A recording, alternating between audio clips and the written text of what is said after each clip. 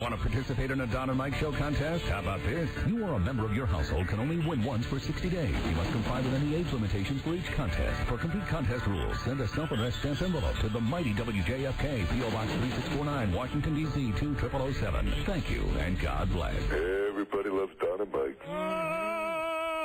Yeah. Yeah. Pagliaccio. Aight. Aight. Shark Tale. Aight. Ah, Granny. Let me just say something right now. Hello. This is Scott Shannon. And I'm Milburn Drysdale, president of the Commerce Bank of Beverly Hills and personal banker to Granny. I, of course, am a legendary disc jockey with my chiseled features. Square face. From my dead guy from my many plastic surgeries. That's right, Mask. We have, that's right, Dirt. We have no groaners today. No groaners? That's impossible. We have something special for you, the listeners. What do you have that's so special for us, Mr. If Shannon? you could get serious for a moment, Mr. Drysdale. Well, I just love to get serious. I'm just working on my umbilical cord. Say, your microphone appears to be held together with what looks like an old-fashioned clothespin. Yes. Wendell, we miss you. Yes, sirree. Yes. Just quietly trying to make a little equipment adjustment so I can look you in the eye, Mrs. Shannon. Please make your adjustment, because what I have to say, hello, this is Michael Scott Shannon. And I'm Milburn Drysdale. Let me think of great days in radio. Buddy Holly. Yes. The Beatles. The Beatles. The Beach Boys. Wonderful. The Rolling Stones. Stones. And now, on this pre-show, we have for you a brand new pick-to-click. Wonderful. From an artist you know and love. Well, how exciting is this? I love music. It's a special dedication from me, Michael Scott Shannon, to all of the listeners who embrace the pre-show. Very good. Here she is. You know her as Granny. Hit it, Granny. Yeah. Granny. I'm Scott Shannon. Out with the fiddle, out with the bow. That's my girl. I paid my $1. Bring on the show. Yes, hello. All of the dancers are raring to go. Hello. Bring out the banjo. Bring on the show. Bring on the show. Yeah. Bring on the show. Bring on the show. I told you it was something special. A brand new song by Granny. Bring on the show, Granny. Because I hear it's become funny with kids who listen to the Don and Mike show to say Granny. Granny. I'll try now. Granny. Well, I think you've got it. It's perfect, but you punch it a little bit more and simply say Granny. Granny. And now, another special treat. Wow. 2-in-1 pre-show. Another Granny hit from the Scott Shannon vault. What the frig is that? That sounds like the beginning of the opening. Oh, no, that's the end of the opening. The end of the beginning of the opening. That's right. Granny. Hello. I'm Scott Shannon. And I'm Mill Drysdale, and here's Granny. Now Granny wears an Eastern feathery print style. 4 years in a country format. Hello. When I bought my mini skirt, it was Mini skirt. Yeah. big red roses in the front and a zipper in the back. Baby. Grandpa really blowed his stack, said it was an awful I shame. told you it was special. Had to have that dress to No show her groaners. skinny frame. Now Granny wears a mini. This is like breaking into the vaults at Apple Records Very and exciting. finding tracks from John and Paul. Hello. This is Scott Shannon. And I'm Mill Drysdale, personal friend of Granny. That's wonderful. Okay, so we have some new Granny songs. What happened to you, Mr. Shannon? I thought you were still in character. No, we really don't have any groaners today. Then is it time? I'd love to play that. You could. I got something else to play? Yeah, we got something to... You should go with number 5 first. You think so? Well, if you're going to do a three-piece. You know, we got this thing that John Kerry's Herman Munster. Yes. Mm-hmm. You know that, right? Right. Oh, hi there. There he is. That's Fred Gwynn. We also have John Kerry singing. I'm sure you've heard about his album he put out when he was a kid. Solid. Folks like sweets and honey, and weather bright and sunny. Well, it takes all kinds of people to make a world. It's kooky and it's Now, you might be saying, I like it when it's rainy. well, this is nothing. This is just Fred Gwynn, the actor, singing. Right. No, I'm telling you, he's singing as Herman Munster. Is he singing as Herman? Yes, and I guess I'm going to have to prove it to you. I guess so. Right here, here's the intro to the record that we'll be playing a lot of. Oh, hold on, that's Granny. And, hold on. Herman Munster monologue. Got it? Yeah. Here we are. Oh, hi there. How do you do? I'm your new neighbor, so very nice of you to call. Down, Spot, down. Spot. Down, boy. This was from a record released in 1962. I get so excited when we have company. Won't you come in? He was so perfect for this role. Fine. John Kerry. Why are you staring at me like that? Well, Mr. Senator. I mean, haven't you ever seen a person with green skin before? But you're John Or Kerry. did I bolt my head on crooked this morning? No, you didn't, sir. Oh, I bet you're always nervous when you meet new people. Well, you're Well, right. that's very understandable. You're But right. you know, shyness can be carried too far. Now, you take our mailman. When I think of how shy he is, I positively shudder. Do you, Mr. Kerry? Instead of coming to our front door with the mail, he just throws it over the fence and runs. So untidy. How's Teresa feel? But I guess I shouldn't complain. You know, it takes all kinds of people to make a world. And then he leads into the song. Oh, that's the nice. song. Oh, isn't that wonderful? Isn't that wonderful? So at this point, you know. Were you two playing in the music room Yeah, again? what can I say? But on with the show. Yes. I don't have a way to get out of this, so let's just get Hey now. Is this only 30 seconds? Oh, I'll let it roll. All right. And I'll say hey now again. Hello. It'll technically be 3 times. All right, you owe us 2. Or we owe you 2 hey nows. Bring on the show. Hello. It's Bring on Granny. Bring on the show. Hello. Hey now.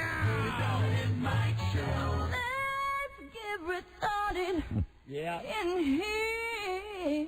All right, let's do that. I think we've done that already. Everybody. Hello. Hi, Julie.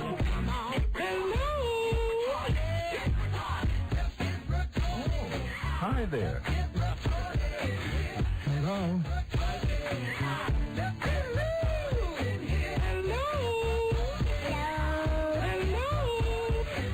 Hello.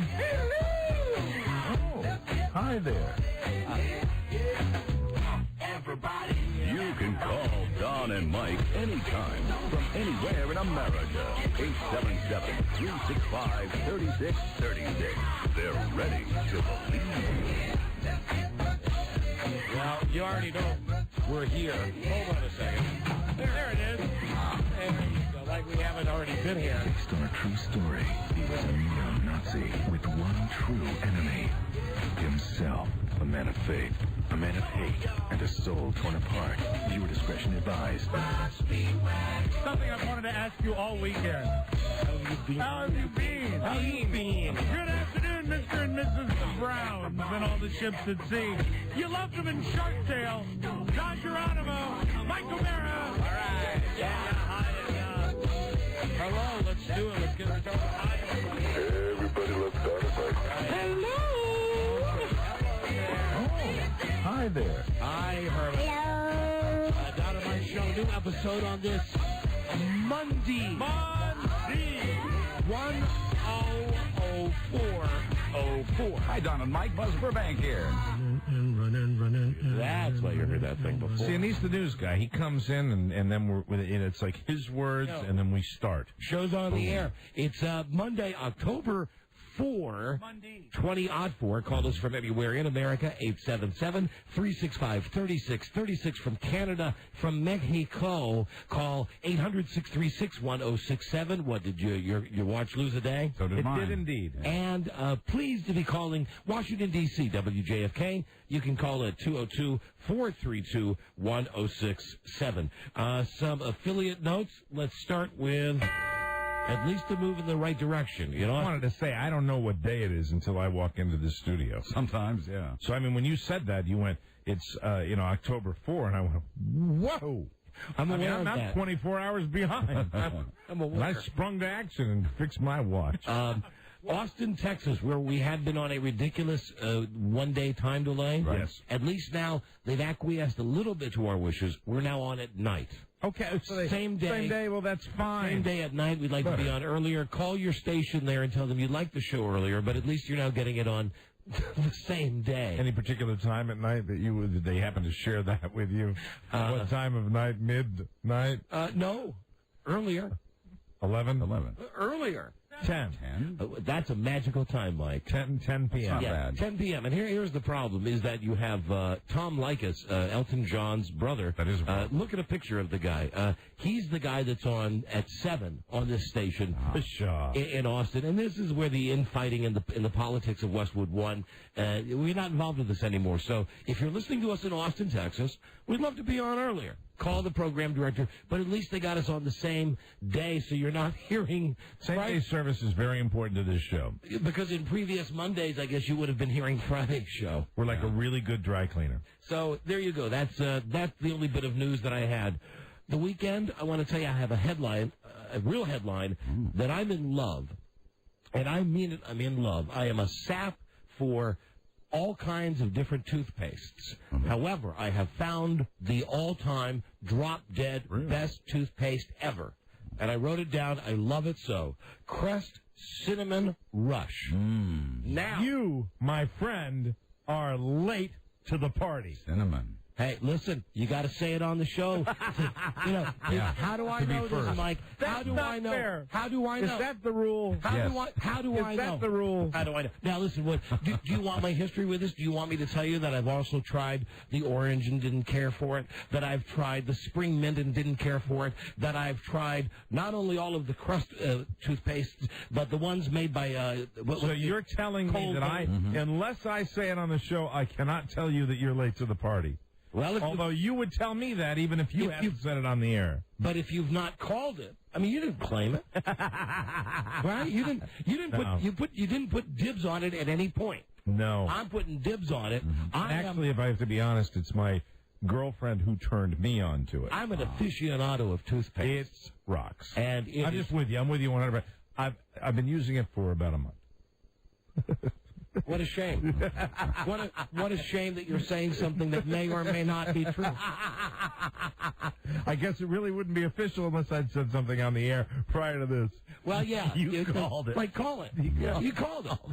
Listen, you got to call it. You're right. Your products that you want, you got to call it. All right, that is the rule from this point forward. It's always been the rule. That will always be the rule. It's always been the rule. Right. I got another product, as long as we're at it. Yes. Sorry, I was in the grocery store. What do you like? I hope you don't like this, Mike. Okay, well, I mean, it's not that, you know... The new Windex... Now, why do you hope I don't like it? Because I'm claiming it right now. The new Windex wipes... That say on them, not to be confused with baby wipes, and they come 25 to a package, and they're pre-moistened. That's good. What do you use them for? Everything. Oh, they clean everything. Hygiene. Personal hygiene, mainly. Windex, huh? Yeah. Isn't that painful, though, if you... I build up a tolerance to it. The ammonia and the alcohol. After a while. Well, don't let me rain on your parades. Tell me what you love about that toothpaste. What, Robbie? I was just going to say Tabasco Chipotle. I call it. What's that? That's a great new Tabasco product. I want it. Oh, I know. Now, you have been trying to get us to try this product. You will love it. Tabasco Chipotle. It's all right. Great. So he called it. All right. Okay, it's yours. And, of course, I have my Boy, cereal. you're going to be sorry. Your homemade cereal, Yes. Buzz. Oh, Diaz? It's cinnamony also. Oh, yeah, it's cereal that he invented. Yeah. It must be, spring and fall are similar in that the creative juices get flowing, don't I guess they, a little bit? Yeah. That's it. But this moment is an epiphany for me when I'm in the grocery store and I see I've tried all of the other different flavors and styles, and with the squirrely, they got the colors going 3 and 5 different ways. And listen, I'm telling you, look at this thing and I go, it's one color. It's red. It's red, and I get it home and it's like taking a cinnamon Altoid in your mouth. Right. And why didn't somebody think of it first? I mean, cinnamon. You would think that it would have been out years ago. It's natural. I don't know, and my teeth have never been yellower. Just to be honest with you, I brushed my teeth about 20 times this weekend, because it's supposed to have whitening stuff, and besides, I love the taste I feel of it. so out of the party. You guys have all mentioned something. Buzz has even invented his own cereal, and I don't have any particular product right now that I'm so excited about that I'm going to come in and start yapping about It doesn't have to be a product. It could be an establishment. Shut up, you. And listen, it's just, I was just throwing it out there. Sales record last week. Just there you go. Hank's Look Around Cafe. Didn't close like to thank everybody for that. Didn't close-up toothpaste back in the day? Wasn't I was that going to cinnamon? win it. The close-up wasn't cinnamon, was it? They had a cinnamon gel, I thought. No, it was not like this. It was red, but I don't think it was cinnamon. All my toothpaste turns red. And maybe there was another cinnamon before this, but I'm telling you, this one is devoted to cinnamon. This is the good one. And boy, is that good. From there, the weekend. It's good on toast too. So when did you first put paste to brush to discover this fabulous product? Saturday morning. Saturday morning. Pretty exciting, huh? Loved it. And it's got little sparklies in it too. Don't have to tell me about it. Oh. Don't have to tell me. I already claimed it. I already got this one. It's already mine. It's my product. I love it. Oh, it's so good. So that's the rule. It's so good. Yeah, like that hasn't been the rule. Right. Well, you know what I'm going to do? I'm going to be on my toes, boy. Okay. We'll be waiting for you. Product watch. Just hold up the sign whenever you're ready. I'm not going to do explanations either. I'm just going to canvas. Just throw them out. Anything I like, I'm just coming in. I'll just walk in here and go. Tinty more beef stew. How you doing? I'll just come 308. Hey, how you doing? All right. Yeah, just one thing, real brief. Cinnamon bagels. Well, it's got to be a relatively new product. Oh, now we're modifying the rules already, even though I was giving a completely hypothetical situation. All right, we don't have to. We'll operate under the same global rules we've always operated. I would feel great joy if I was to come in here and mention a product, and no, I wouldn't. I'd be exactly like you are. What you're saying. I'm lying. I'm lying to our listeners, and I want to apologize. I'm not a politician, and I'm not going to lie to you. I would feel exactly the same way Don feels right now when I mention that I've been using the product. If it was so great. Excited. You got a microphone for 4 hours a day. Say something. If it's so great. But it's not. If it meant that I don't want to go down that route.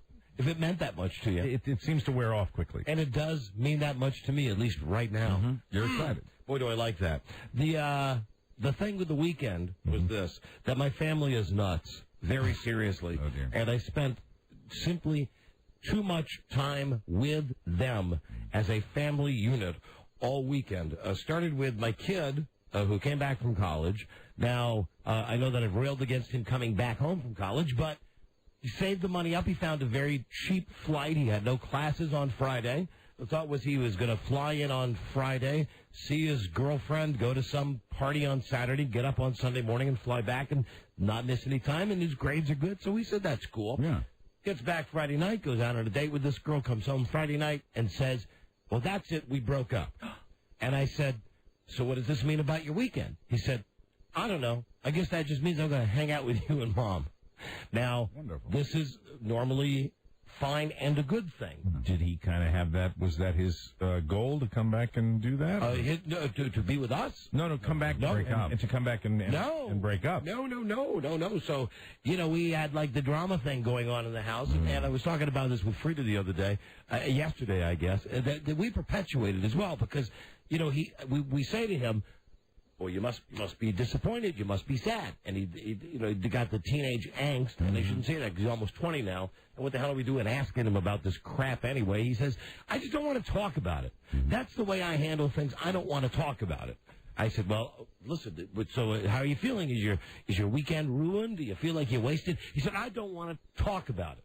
So that was going on. And then we had people over, and that's always nice, but there was just too many people always, and then I had to get up early on Sunday. We had to take Bart to the airport very early on Sunday morning, and we're still worried about him, and why we're worried, I don't know. It's a dumb girl thing, but we're worried about him. And what parents do. And, but he gets back. Here's the end to a very long story on this. He's about one semester away from having a real good time. Mike recognizes the symptoms. Second semester, sophomore year. It's when I arrive. Well, as it turns out, we had gone through all of this mini drama in our house about this, about what he was going to do, what he was going to do for the evening, if he was going to go back early. We're lamenting the fact he saved the money to come back, and it really sucks that, he's done things the right way and blah, blah, blah, and I don't want to talk about this. Last night about 6 o'clock, keep in mind his plane arrived back in South Carolina yesterday morning at 10. Mm-hmm. Last night about 6, he calls up and he goes, Hey, Pops, what's happening? I said, not much. We've talked a couple of times already during the day about the games. Right. And he said, I just want to let you know that I'm back together with that girl. And the one back home? The one back here. I said, how did you do that? He said, we worked it out over the telephone. I said, so you saved the money, you flew all the way back, you went out with her for a couple hours on Friday, broke up with her, then all of this, and then you're back there, now it's okay? He said, yeah. I said, okay, are you cool? He said, yeah, I'm cool.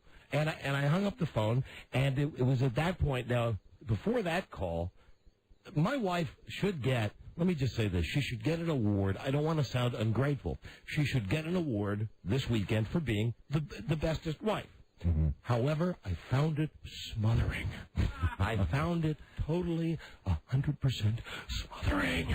It was absolutely strangling me. So she was the perfect wife. Yeah. There was a TV show on this weekend. She did. Yes, yeah, I know. Did you watch Desperate Housewives? Yes, I did. That was part of when I finally melted down last night. when I thought that I would finally be able to be alone, because I'm going to tell you what she violated. But she's a great wife. She violated the inner sanctum of an NFL Sunday. Mm-hmm. And this is bad, this is a bad precedent to set. What happens is, we've had all of this togetherness on Friday night, and on Saturday we've had all day together. We've had dinner with my brother and sister-in-law, and we've gotten up early, and we've taken them together. I mean, every second we've been together, and it's been great. We've had no fights, we've gotten along, we've laughed. 1 o'clock comes. Yesterday afternoon. I'm ready. Your time. I'm in front of the screen. I've got the Opus X cigar going. I've got the nice beverage there. It's not starting the alcohol till the second half of the 1 o'clock games, because that's the kind of discipline that I have. You are a disciplined man. Meaning that I can always find at least one game that's ending by 1:30. There you go. So technically, it's like that dumb song. It's 5 o'clock somewhere. Right. So she comes in and says, I think things have been going so great. We're getting along so well together. I want to watch the game. I really want to watch the game, and I want to watch it with you, and I want you to try to explain it to me so I can really start to like it, and maybe we can watch these games together. So I said, what am I going to say? Right. So obviously you weren't drinking, but she had been. No. What am I going to say? I said, sure, pull up a chair, thinking she would pull up a chair. Instead, she got into the chair with me. Now, normally this is how when we watch TV together, it's like an overstuffed love chair. A big club chair. Yeah. And there's never been any love in that chair, though. I guarantee that. Overstuffed love chair. And it's big enough if we're going to watch like CSI or one of her shows, that for an hour, it's nice. For 3+ hours, it's kind of cramped. And, bless her heart, she loves me. I mean, who can blame her? I'm wonderful. Yeah, but I say that every day. She wants to put her head on my shoulder while we're watching the game. That's nice. And there's lots of cuddling. I'm already moving my shoulders. There's lots of cuddling and touching, and she's being nice, and she's asking me questions that really, my wife is a very educated, very bright woman in many ways, smarter than anybody I know. She is asking me. Are they patronizing questions? No, they're real retarded questions. Questions that an actual walking and talking mongoloid would ask you. Well, that's what I mean. Do you think she was just asking questions to make you feel smart? No. She said to me, what does three wideouts mean? So I said, that means there's 3 receivers right there on the bottom of the screen. Now, that's not a dumb question. Well, as the game evolved, the questions got more incredibly inane and retarded along the lines of, on a punt return, why don't they just not catch it every time? I said, oh, because sometimes they'll want to catch it and run down the field. Well, what's a fair catch? I said, that's where you put your hand up in there and you catch it. Well, why don't they just let it go if the other team could down it? What if the other team downed it and then they fumbled it? I said, well then I guess the team that punted would have the ball back. But why don't they just go for it on fourth down? I mean, she's asking me what she thinks are logical questions. Right. And the whole time she's hugging me. So the three wideouts was actually the best question. Yeah, right. and she's hugging me, and I'm really trying hard to keep it together. Yes. And then she really pisses me off when she says, I wish you'd stop changing the station. If I'm going to watch football with you, I'm going to watch one game. I said, baby, I can't watch one game. I said, if you time it right, I'm going to go from game to game to game to game. We're going to pick 4 or 5 games, and we're going to get a nice rhythm going, and we're going to be able to, watch the plays in every game. She said, I can't keep up and follow. So what I'm having to do every time I change the channel, which is virtually every play if the games are in sync, I say, all right, now we're watching Philadelphia, Chicago. Right. Chicago has the ball. Look, they're in a running formation. Then that play goes, and I switch to the Green Bay game, and she says, no, wait, what game are we watching now? Right. And it's at that point that one of the things that annoys me about football on Fox, and I love how they junk it up, but I really don't like that new big idiot arrow that comes up that says, 3rd and 8. I mean, it takes up the whole bottom of the screen, but I realize now why they have it, for people like my wife, because she says, you know what I do like about these games? I love that giant arrow. And I said, why do you like the giant arrow? She said, because it tells me how much they have to go and which direction they're going in. I said, you're sitting here watching the game. You know, they're going this way. You need an arrow to tell you that they're going, either left or right. Right. And the more that she tried to really understand it, the more that the woman, bless her heart, was just pissing me off. She doesn't know why. She says, why are we watching the Patriots game? I said, because of Tom Brady. What about Tom Brady? Because he's on my fantasy team. And then she says, why are we watching the Packers game? Because it's the Packers. Why can't we pick one game? Then she says, have you thought about the fact that maybe you should be watching the Buffalo game more because you're on in Buffalo? I mean, you weren't watching the Packers game? I went, Mike, I'm going between all of them. I'm just saying it was too much. The questions were too many. The only thing that she did say that I wanted to share with you of consequence was, and I agree with her, Coach Joe Gibbs of the Redskins looks a lot like David Caruso. Wow. That's the only thing. And kind of like he can get damaged by the bright light. And here, yeah, because, he kept the sunglasses on during the press conference. Here's the other thing. These are the types of questions that I would get. We'd settle into a rhythm watching a game, and she'd say, well, now look, why does that team have the American flag on their helmets? I say, 9/11. She said, is it only that team? I said, no, all the teams do. She said, no, they don't. I said, yes, they do. They all have the little USA on the back. Why? She said, to show support. She said, they do not. So now I have to go back to another game. Find another helmet with the... Right, and you got to wait for the shot of the helmet. And one time she says, that wasn't a flag. And I said, now we're talking about the thing on the guy's helmet. Right. Said, was she able to prove her point? No, because we went from game to game. They all have them. Yeah, and she finally figured out. At first she thought it was just the Patriots that had it, because they're the Patriots. Patriots, American flag. Meanwhile, I'm wasting valuable time, and she doesn't understand. This time on Sunday, this is my release. This is the grand, and you know what I'm talking about. It's not a release like that. No. Right. It's pretty goddamn close. I know. And I'm telling you, on Sunday, I like being barricaded in there. I like my cigars. I like my beverages. I don't mind if my woman comes in to say hello, but baby, do not sit down and start asking me dumbass questions about which way the ball is going. Well, did you handle it? Did you handle it with tact, or did you blow up? To here, and I can only say this now because I know she is. I'm not in any danger. She is not listening now. You are out of out of range. She is at work now at her job. For the record, she was great. For the record, she did absolutely nothing that any married guy would have a right to complain about. She was nice. She was pleasant. She got snacks. She wanted to be interested in what I was interested in. Yes. What she didn't know was that, listen, what do they say in Arthur? Bathing is a lonely business. Right. Watching football is a lonely business. Yeah, you could probably do without chatter, I would imagine. Yeah, If you're into a sporting event like I watch baseball, I'm not into talking. I'm into and too much like undivided attention. Too much explaining with the why is this and why is that and why is. Well, didn't you know that up front? No, I thought. Why didn't you? You're experienced enough to know that. She's only been going to games with me for 7 years. I mean, it's been 7 years. We've been season ticket holders. She goes to the game. She sits there. She can certainly tell the difference between which way the teams are going. Sure, I would imagine so. So then she said, after the Redskins game was over, she said, "What game are we watching next?" And I said, well, there's fewer games on now, and I'm going to stick, I think, with the Tampa Bay game. It depends what's in high def. I will let you know if anything happens. So she lives here. Okay.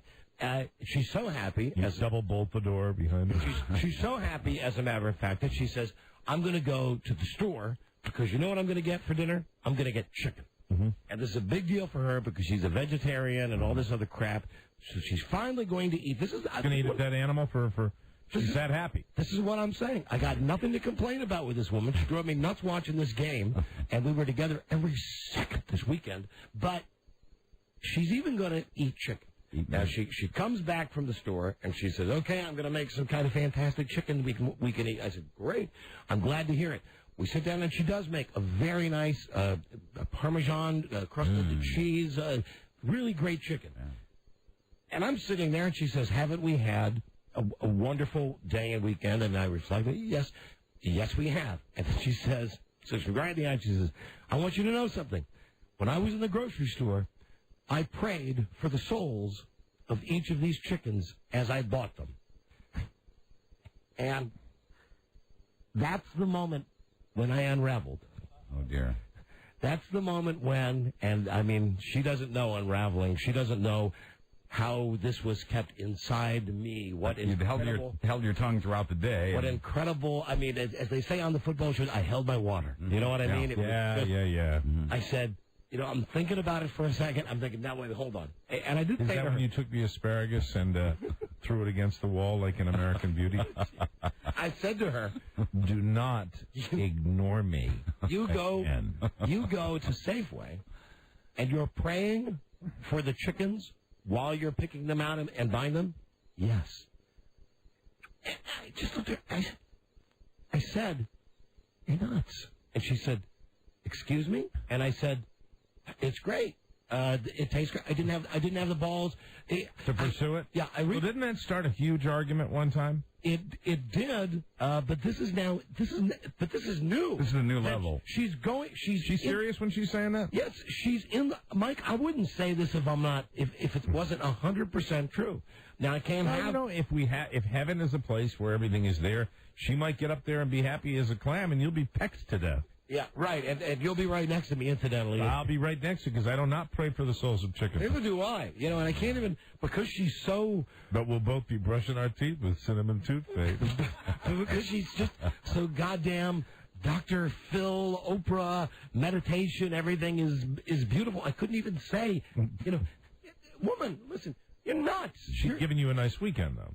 Yes, let me just say that. Lots of nice weekend. What a nice weekend I had. She wanted to be in your pocket all weekend. That's a nice thing. She was. And like I said, I'm not complaining. I'm just saying there's love, and then there's love, and then there's a little something called smothering. It beats the alternative, right? Yes. Yeah.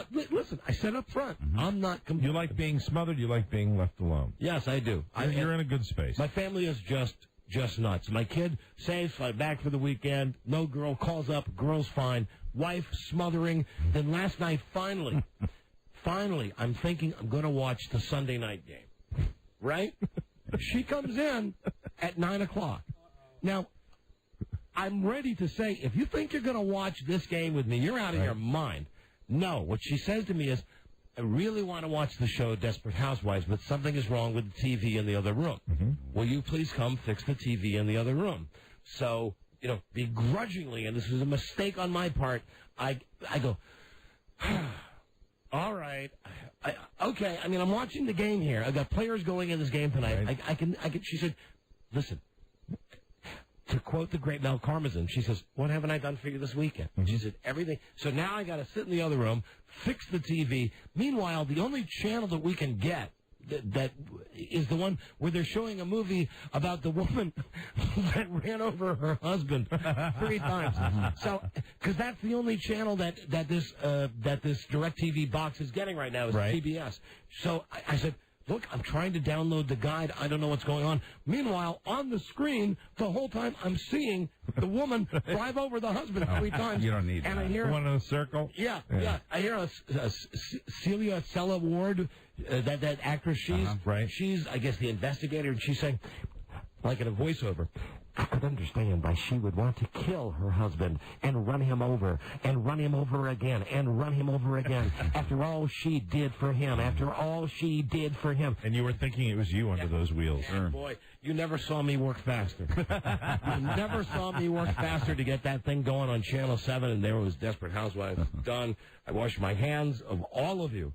I wish you a blessed to delete myself. Can't be watching that girly show. I can't be watching that girly show, Mike. Well, I watched it, and I'm not surprised. It was, I was with my mom, and she wanted to watch. All right, you get a pat. Listen, okay. If we break right now, we can come back, and I do want to hear. One of the few times my mom actually sat down. I want to hear about your mamo. My mamo. Because Mike was telling me before the show. I was saying, I just want to say that my mamo is a freak of nature. See, here's the wow. deal. Yes. We all... It's weird. Swap. And I don't have the genetic code. Huh. I really don't. We swap, like, stories before the show. Right. We commiserate. Yeah. Right? I say, we do. My weekend was good, but what you just heard, Rob spends the whole weekend moving his mother-in-law from one house to another. Mm-hmm. Buzz tells me that he had a weekend, I guess, similar to mine. Yes. A good weekend. Yes, no football, but otherwise similar. And then Mike says... I'm exhausted. His mom wore him out. I just have to talk about this. Okay, well, we'll I break. have to share because... We'll break. We want to hear it. Every now and then I have to come in here and I have to purge. And she doesn't come down to visit very often. And here's the thing. Much like with me talking about my wife today, I know why you want to do it today because you already said it. Because your mom's out of town and she's gone. She can't hear the radio. We're gone. I can talk about it. Okay, so we'll talk about. And I know, mom. she's 84, and I probably shouldn't talk about her, but I'm gonna. Bye-bye. Have a safe flight. See you later. See, get me to bed. Yeah. There was a look you had on your face as you were pretending to wave towards your mom's airplane. It was a happy look. Yeah, not really. Hello. Bye-bye. Not really. We'll be right back, everybody. This is the Don and Mike Show. Tony Perkins has gone coast to coast to California's capital, Sacramento. Hi, Tony. Good morning, Chief. Good morning, everybody. We got a crowd of people here.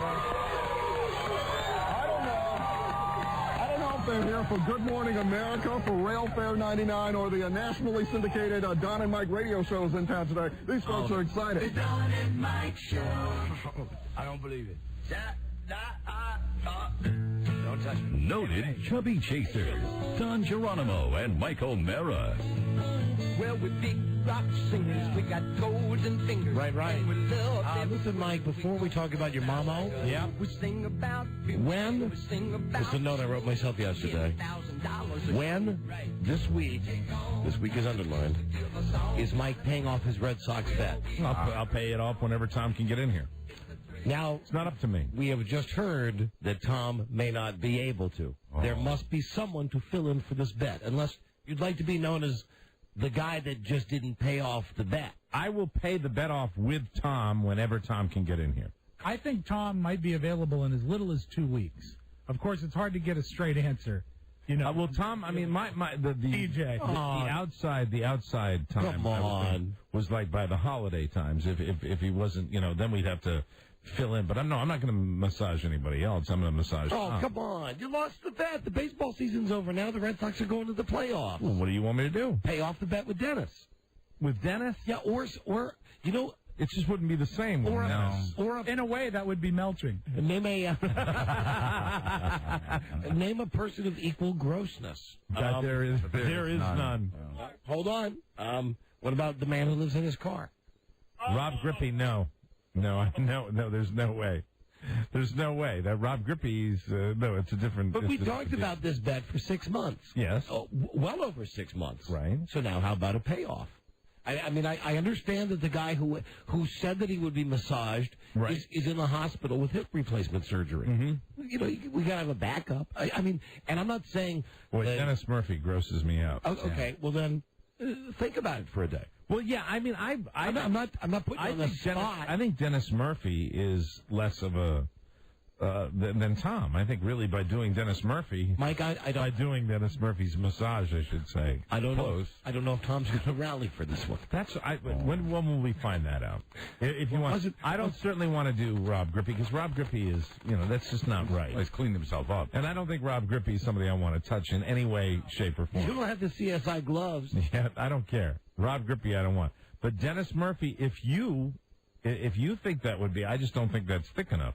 Oh, that would listen. But I'm certainly not going to turn it over and say, anybody you want, because that's not right either. No. I want to come to see if you and I can compromise. I guess we had discussed Dennis Murphy as a substitute. As a backup. It's not fair to Tom, is what I'm thinking, because Tom deserves it. Part of the attraction of the bet, as bad as it's going to be for me, is damn it, it's Tom's thing. It's going to give Tom some pleasure. If you take this away from Tom, maybe he won't recover. Yeah, but come on, fellas. All right. Well, can you get an update on Tom's condition and find out whether he'll be able to do this? I imagine he's within the sound of our voice. Tom should call in. I heard Tom is out of the hospital. No. I heard something third hand. That he is in a rehab center temporarily. Okay. All right. Well, then maybe he could get out here. I hope so. Maybe he requires massage as part of his therapy. Probably. Yeah, but that's going to get near the weeping sore. And what is your drop-dead date on this? I think bad choice of words. Well, I wanted, this week I was thinking because I know the you're Red like Sox. You're like a little kid. You want to open all the candy and eat it on Halloween day. Hold on. Yes. The deal was the original deal was that on the day that the Red Sox don't get angry now. On the day. But Mike, that's what the listeners love. Yes, it is. Let's remember this from Friday. No, you're right. On the day that the Red Sox were eliminated, I would concede the bet. You lost. And I would have paid it all. If you'd had Tom waiting in the wings, I couldn't. He was in the hospital. But this isn't on me. But the thing is, he's been in the hospital for almost a month now. Well, he had major surgery. Yeah. Okay, so maybe we're going to have to go with a backup. I didn't call Tom and go off and say, "Hey, Tom, I'm going to lose this bet. Go under the knife so I don't have to pay off." So I'll pay it off. How about a backup? That's all I'm saying. If we can compromise on who the backup would be, we had already discussed Dennis. I mean, Dennis Murphy, the backup. I think I'm going to get heat from the listeners if we use Dennis Murphy because they'll say it's not the same as Tom Gavin. And all I know is that it runs a very good risk of being one of those things that just kind of goes away. I will not let it go away. No. How about that? Flitter away. How about that? You're talking about by the holidays. You're talking about by the holidays? Well, all depending on Tom's recovery. Like Christmas? But I'm not trying to welch on the bet. I've never done that. Okay. I've never welched on a bet. Well, my God, I've had my head shaved, had my hair dyed blonde, put on an Oakland Raiders sweat jacket and run out in front of 300 people. When I'm watching the football yesterday with my wife while she's cuddling me, I'm watching the ads come on for baseball. And I'm thinking, you're going to be excited about baseball. You're going to be happy that the Red Sox are in the playoffs. Part of this whole bet was... sort of. Part of this whole bet was... I feel that horrible feeling in the pit of my stomach this postseason, which maybe is a good thing. I feel this kind of... angst. But part of the joy of winning this bet is the fact that I win and you win, but yet you lose. That they didn't do what you said, but they're going to make the playoffs anyway. So why should you have this time to be happy? I see your point. You're thinking that if they go, if they go through to like the World Series or something like that, and that's funny, and they actually win the World Series, that it would be tainted. Here's the thing. Even during... you're so complex. Too much joy. Who do they play? Anaheim? Anaheim in the first round. All right, so that's going to go on at least 3 or 4 days. They're going to win a couple games. You're going to have some time there where you're happy, where you're thinking, hey, this is good. The Red Sox are doing good. The first game's tomorrow. There's no reminder that you lost the bet on the team, that this team that you're rooting for lets you down. Where's the misery? Mm-hmm. Well, Wait, both of you, what are you looking at me for? Well, I've thrown out the name Dennis. Look at me. I threw out the name Dennis. Yeah, I mean, fine. If you want Dennis, I have no problem doing.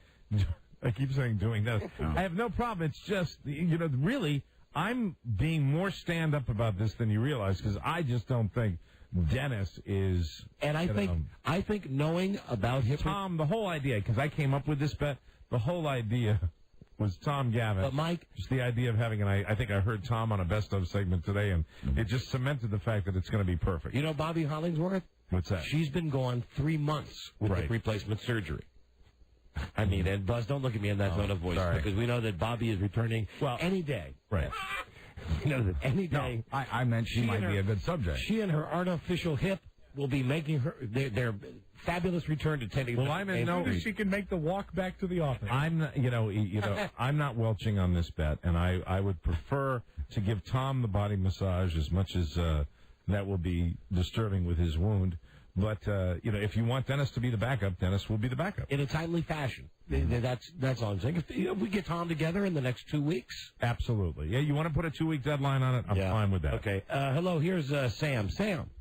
Don, Mike, Buzz, how's everybody today? Hi, Sam. We're doing great. We all wish Tom well, but how about this? Homo Joe. It may not be as gross, but he'll enjoy the hell out of it. How about this, sir? The bet was, technically, if I wanted to be a hard ass about this, the bet was Tom Gavin. So I really have to have a little say in this, and I do not want to, here's the deal. Do you think that you wouldn't have to pay the bet if Tom died? Do you think you wouldn't have to pay the bet if Tom died? Well, the bet was, technically. I think bets, how do bets work? I think when someone dies, I don't want Tom. What a horrible thing to say. Well, I'm just asking. That's the ultimate, God forbid. You know what? One of the things that I was thinking when I designed this bet that made this bet so special is as difficult as it would be for you or me to do this, he's the one that would probably enjoy it the most. Yeah. Whereas, Homo Joe would be there with patter and shtick that I didn't want to hear. Screw bringing joy to Tom Gavin. I just want you to... You want me to be miserable? Yes. Well, I'm sorry. The bet wasn't Mike has to do something to make him miserable. Oh, well, hold on. No, yes, it was. Because if I had lost, the point would be that... See, that's what you don't know about me. I would be miserable. Maybe I wanted to massage Tom. I guess so. Maybe I wanted to bring Tom some Hello. Hey, God, hi, Mike. How you doing? Hi, Menace. No, Kenneth. Hi, Menace. Okay. Hello. So, Mike, I haven't been massaged in a couple of years. It's been a couple of years. Well, you are now officially the backup. I have agreed in principle to that. I need my back massage, and I think you can, if you want backup. Hey, Dennis? Yeah. Dennis, we're playing your hit now. We love this song. Have you heard of another sale today? Oh, you sold another disc. You sold another disc? Yeah, I sold it to a guy that I sold it to a guy. You take. Yeah, sold it to somebody. Every move you make. Two-hit song by Dennis Murphy. Every song you play. Every step you take. I'll be watching you. All right, well, Dennis, we know that you're ready. We know that you're ready in the lurch. Yeah, I'm ready. Just let me know. And, hey, can I talk to her? Everything. Are you going to ask her out? Oh, no, I just want to introduce myself. What, do you want to meet her when you come down here, or you want to meet her over the phone? No, I just want to, I haven't spoken to her yet. Doesn't matter at all, apparently. Okay, hold on a second, please. Okay. Beth Ann, get ready for a surprise. She should know, Dennis. Pick up line number 2. But I want a massage. Hello. Dave. Captain Shtick. Dave, Don and Mike Show. Hello, Dave. Chance to take. Hey guys. Hi, Dave. Mike. Hey, how about Cheryl the Big Dyke as a backup? Oh. Yeah, that just makes me laugh. Come on. That has maybe even more possibilities than Dennis, I have to say. I'm going to need a towel. I know you don't like idea, guys, but I thought... No. This is the one time that the phones are open for this topic. Right. Thank you. Thank you. Okay. I'd put a possibility on You that know one. what? That's a show. That... If only to disappoint Dennis. Thank you, Rob. Thank you, Rob. Yeah, here's Mitch in California. Mitch. Donnie G, you are a man of principle, and this bet was for Tom Gavin, and it really should be paid off with Tom Gavin. Well, I think that what Don's saying is the urgency of the bet to get it paid. I'm willing to do a backup if Tom could demonstrate that he's not recovering. And we got to figure out. We got to call the rehab center. Yeah, whatever. And Don, I'm actually willing to substitute Cheryl for Dennis just because of Dennis's joy when he called in. Is he still on the line? No, he's not. But Beth Ann, would you get him back? Dennis, on the I'm line? real sorry, bud. Not going to be you. Hello there, Jay. Jay, Don and Mike show. Hi, Jay. I got to weigh in on this. You can't welch in this bet. It's Tom. It's got to go Hey, Tom. excuse me. Excuse me. The word excuse me. Now I'm getting angry. No, Mike. I think he's saying it to me. The word welch. I think he's trying to say it to me. I'm saying it to Don. All right. Okay. I don't like welch being used in this. Hey, and I'm not welching. I won the bet. We hate that Well, word. I know you're not welch. I know that. We both have to hate that word more than anything else. Okay. Because we're not welchers. If Tom can't do it, then I think it should be Beth Ann. Oh, shut up, you idiot. Now, will all the same parameters You be... see what you reduced me to? Do you see that FCC? Do you see what you reduced me to? Made him do that. Before I would have had a snappy repartee, called him a dirty name. Now I just have to say, shut up, you idiot. Stupid idiot. It worked. Yeah, it's not even original. Stupid. Got rid of it. Not strong enough. Now, should Cheryl be the one who takes the place? Would all the same parameters be in place? Yes. The nudity? Yes. Yes. The glutes? Yep. And the gloves. And the Yeah, I'd be willing to do that. And the front? And no, the front was never involved. No, it was always that Tom would lay on his stomach. Okay. And would have a towel. Yeah. It'd be just like the or a massage where washcloth. you do that fold of the towel and you do one side and then you do the other side. Screw Dennis's feelings. I think it's better if you give it to Cheryl the Big Dyke. And I'd love to. Dennis is off the line, right? You know what? You could cure her. Dennis, I'm really, really sorry. If we could get Cheryl the Big Dyke on the phone, maybe we could. At the backup, though, I still want to make sure that we go the full 2 weeks. All right, you get and 2 make weeks. sure that the Tom Gavin can't come in. 2 weeks from today, then. You know Dennis will fight this tooth and nail. Tooth and nail. Mooth and nail. Mooth and nail. That's a shame. Whoever came up with Cheryl the Big Dyke, she's just a better replacement. That's the guy. True, Hold on. Dennis came in second. Hello, Bob. Hey, Mike. Yes, sir. You got the pony? What's that? Yes, I do. As a matter of fact, 2 weekends ago, my kids were riding that pony. Well, I mean, think of it. Wait, Mike's not going to massage his horse. What, massage the pony? You're sick. You are absolutely sick. Put I'm not touching the pony. Get out of here. We can't bring a pony in here. Who buys the videos? The pony's big. You know what would happen? Yeah, we have to put the pony down. Hello, that wasn't a very good. That one's better. Hello, Don and Mike. Don. Hey, Don, Mike, how are you guys doing? Doing great. I'm all right. Hey, Mike, you're doing fine, buddy. This was supposed to be your segment about your mom and Don's being a bully. Hey, listen, jerk face, and I only say that because I've already used idiot. And Mike is going to get a full segment for his mom. So shut your pie hole about this, okay? And he said the bet was for. Listen, dummy. What if Tom was to die? What if Tom? Tragedy for the show. Yeah, but what if Tom was to die? Would you let Mike off on the bet? Would you let your best buddy off on a bet for 6 friggin' months? If he's still alive and that was the bet, yes. I think it's a tough situation to use Tom Gavin dying as an example because we would all be in dire straits. It'll be a loss for the show, guys. And that's why, Rob, I think it's essential. I think we can live without Tom Gavin. I hate to be the one that's. Now you have gone too far. I hate to say it, but I'll say it. I'd be happy. No. I'm just being shocking, Mike. I'm being angry. I'm being a bully. No. People love that. Oh, hi there. Oh, hi there. Hey, listen, pal, I'll handle my own affairs, okay? All I know is... You do a great job every day. All I know is on this, I am a big winner, and I just want my payoff. Thank you. And the reason I want the payoff... All right, how do we find out about Tom's medical condition? Is that Mike came to the show with this bet. This was my idea. 7 months ago. That's why I want the payoff. I think I've been the architect of many bets that I've paid off myself. Yes, you have. Which doesn't make me happy one little bit. Russ, Don and Mike show. Russ, hi. Hey, Don and Mike, I got an idea for you. How about you go double or nothing that Boston wins the World Series, and if you lose, Then you have to do 2 people. You do... No, excuse me. The odds of the Red Sox going to the World Series with the way their pitching staff are right now is not that good. It's not really that good. No, I'm not doing a double or nothing. I'm going to enjoy the postseason, and whatever comes my way, as far as baseball joy, comes my way. And you just said it, the E word. That's why I desperately want you to have the massage now. What's You're that? going to enjoy the postseason. I am going to enjoy the postseason. That's just not fair. I have bad news for you. There's too. no enjoying in baseball. I want to commit to you one thing. I will maintain my focus on the show. I will do the best job I can. I will pay attention to the show. I will. I just want you to let you know the first game of the playoffs is tomorrow at 4:00 on the West Coast. That's great. I'm going to be fine. Pay the bet off. Pay the bet off, and you could go in the other room and watch the show. Oh.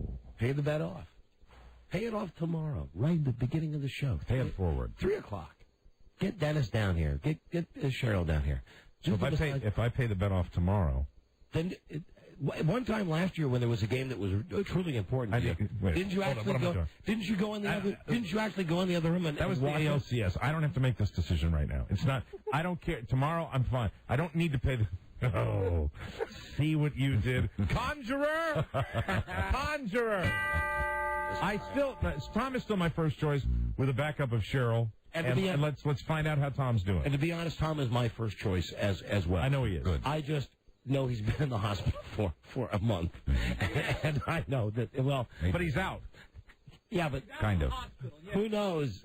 I think when Robert, you can use those 2 words, assisted living. I think what he got. Use it, I live it. What he got, I don't think you can fix. That's what about him. What he got. No, they can do miracles. I've always thought that Tom was hip. Yeah, but I think he had a hip replacement, right? Yeah, but my God, what if? Well, you can't know. You're absolutely right. I think that didn't he call us from the hospital right after he had the surgery? Yeah, he did. And he was still wanting to come in here and get the massage. I have a question about the logistics. Yeah. Just one requirement. This is probably for Beth Ann before. I want the regular table, the massage. Oh no, table. We're gonna rent a real massage table. All right, very good. Or a gurney.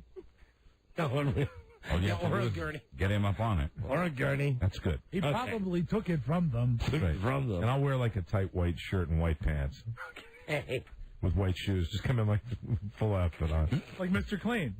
Right. Whether it's Tom, and now the backup is Cheryl. And, if it's not Cheryl, then maybe we find somebody else besides Dennis. You love to hurt him, don't you? Yeah, it has nothing to do with, the comedy value. It's me being completely selfish on that. Love to hurt Dennis. I do. And I love to watch you because hurt him. Dennis likes to hurt me. And Dennis is like, okay, I'm ready for my massage mic. Sorry, Dennis. We got a break here. We got to break. How are you anyway? I want to hear about Mike's mamo. It's just brief. No, it doesn't have to be brief. Well, it's brief. Well, too bad because we've got a full break coming up, Mike. Very good. We'll fill it somehow. We'll be right back. This is the Don and Mike Show. Derek? What do you want? Actually, I'm trying to talk to Mugatu, but he's tougher to get to than the president. Oh, thought you were going to tell me what a bad Googleizer I am. A what? A Googleizer? One who speaks at funerals? Or did you think I'd be too stupid to know what a googly was? The Don and Mike Show. Bicycle, bicycle, bicycle. I want to ride. Oh, hi there. You can call Don and Mike anytime from anywhere in America. 877-365-3636. They're ready to believe you. Hey, hold on. Hey, we just lost another one. Oh, no. There you go. Put it on the ground. Hit it. And there it is. Sounds like somebody's got a case of the Mondays. Right. Oh, hi there. Charmingly ghetto. The Don and Mike Show. Right. Still to come on today's show, the producer of Fear Factor. All right. Wow. We've only got like 8 million questions for this guy. Yeah, lots of behind-the-scenes questions. If you're like us and you want to know a lot of the details about what really goes on that show, we're going to grill him. Let's see. Hey, here's a good first day. Mm-hmm. Today was supposed to be the first day that we had Nancy O'Dell from Accent Hollywood on the show. Doing her little 5-7 minute thing with what's going to be on Accent Hollywood tonight. And as it turns out, she's sick. And I can only imagine that it's a feminine problem. Yeah, well, you never know. I can't imagine that it would be, the first one of the first weeks coming back, starting their fall season, and right. Well, you see how she's doing the 4th of next month.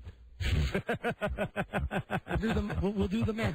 We'll do the math on that. Mark my calendar. All right. So we won't have Nancy O'Dell today. That's a shame. But hopefully, Mike, she'll get some whatever it is that girls take. Midol. Aspirin and Midol and Pamprin and right. And she'll be. Well, if that is the case, we certainly have no information as to what the real problem is. Well, here's the thing. You never know. I got the call from Beth Ann this morning at 10. Right. Meaning that Beth Ann got the call from the people at Accent Hollywood at 7 a.m. their time. You think maybe she might just have the blue flu?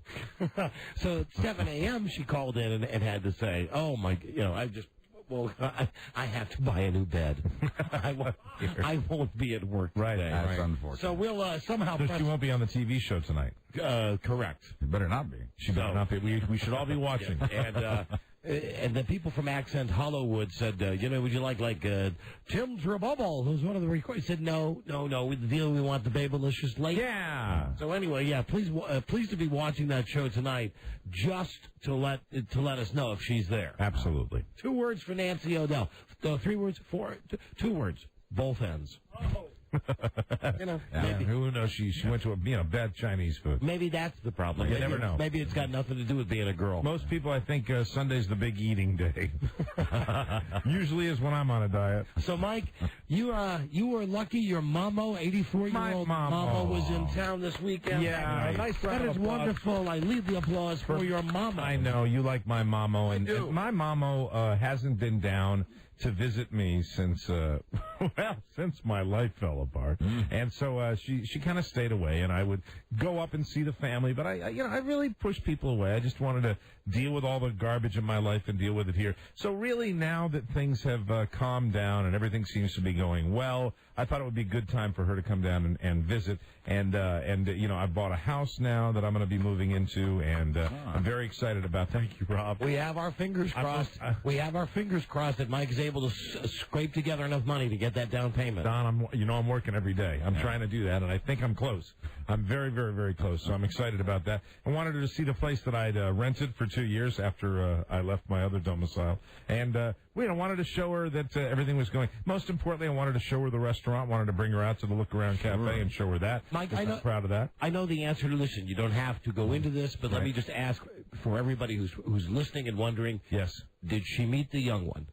Yes. So she did meet your girlfriend? Yes, she did. Okay, yes, we had lunch yesterday, as a matter of fact. So she gets off the plane, and Dulles Airport is, when you come into Dulles Airport, especially when you land, if you happen to be at a certain gate, landing and getting off the airplane is just half the battle, especially if you're 84 years old. And apparently she had one of those wonderful trips where you walk, the length of the terminal. Yeah. Then you get on the shuttle bus. The tram. Then the shuttle bus dumps you out, and it dumps you out on the far end, and you have to walk 2 miles down to Magna. Again. So she's tired. Yeah. And so my 84-year-old mom comes up and is just kind of tired and looks a little bit tired, and apparently there was fog up in New England when she left in the morning. No. The first really words out of her mouth to me is, I really don't think, dear, that I'm going to be making a lot of trips down here. Traveling's harder for me. I had fog this morning, and I had to walk so far. I said, well, Mom, if you have to walk that distance, they do provide. No. Not a wheelchair. Not a wheelchair. She doesn't want a wheelchair. She doesn't. She freaks out. Absolutely doesn't want a wheelchair. So I'm saying, well, that she's slowing down, and I'm going to account for that slowing down. That she's not moving as fast. I didn't realize that when she said that to me, that it really was just BS. That she really was. That she would go from the time she got back to my house with my kids. That she would not stop. That we would. The way it works is my kids were at a birthday party, so I pick my mom up at the airport, then I go pick up my kids from the birthday party. They get in we go out to lunch, we go by the new house, we have the tour. We're going. Right? We go to the restaurant. We have to stop by the grocery store to pick up some stuff. We're going to make dinner that night. She's gonna be involved in that. So we get back to the house. It's been, I would say, conservatively 6 hours that we've been out and about. I'm tapped. You know, I've been chasing the kids around the restaurant. I've been running around the house, saying, don't do that. Daddy doesn't own that yet. Don't put your hands there. Daddy doesn't own that. So I'm tapped, and I figured, tired. You know, she's been up since the crack of dawn. Yeah. She's been up since 5 o'clock in the morning, going to the airport. She was tired getting off the airplane. She was tired getting off the airplane. I hit my leather chair, bam, put the Disney Channel on for the kids. It's daddy time. I'm gonna vegetate. No. This is why this is a ruse. This is why she possesses some sort of genetic energy level that is like a nuclear reactor. Hello. And really, when my time is to get into that leather chair and sit and chill out, because really.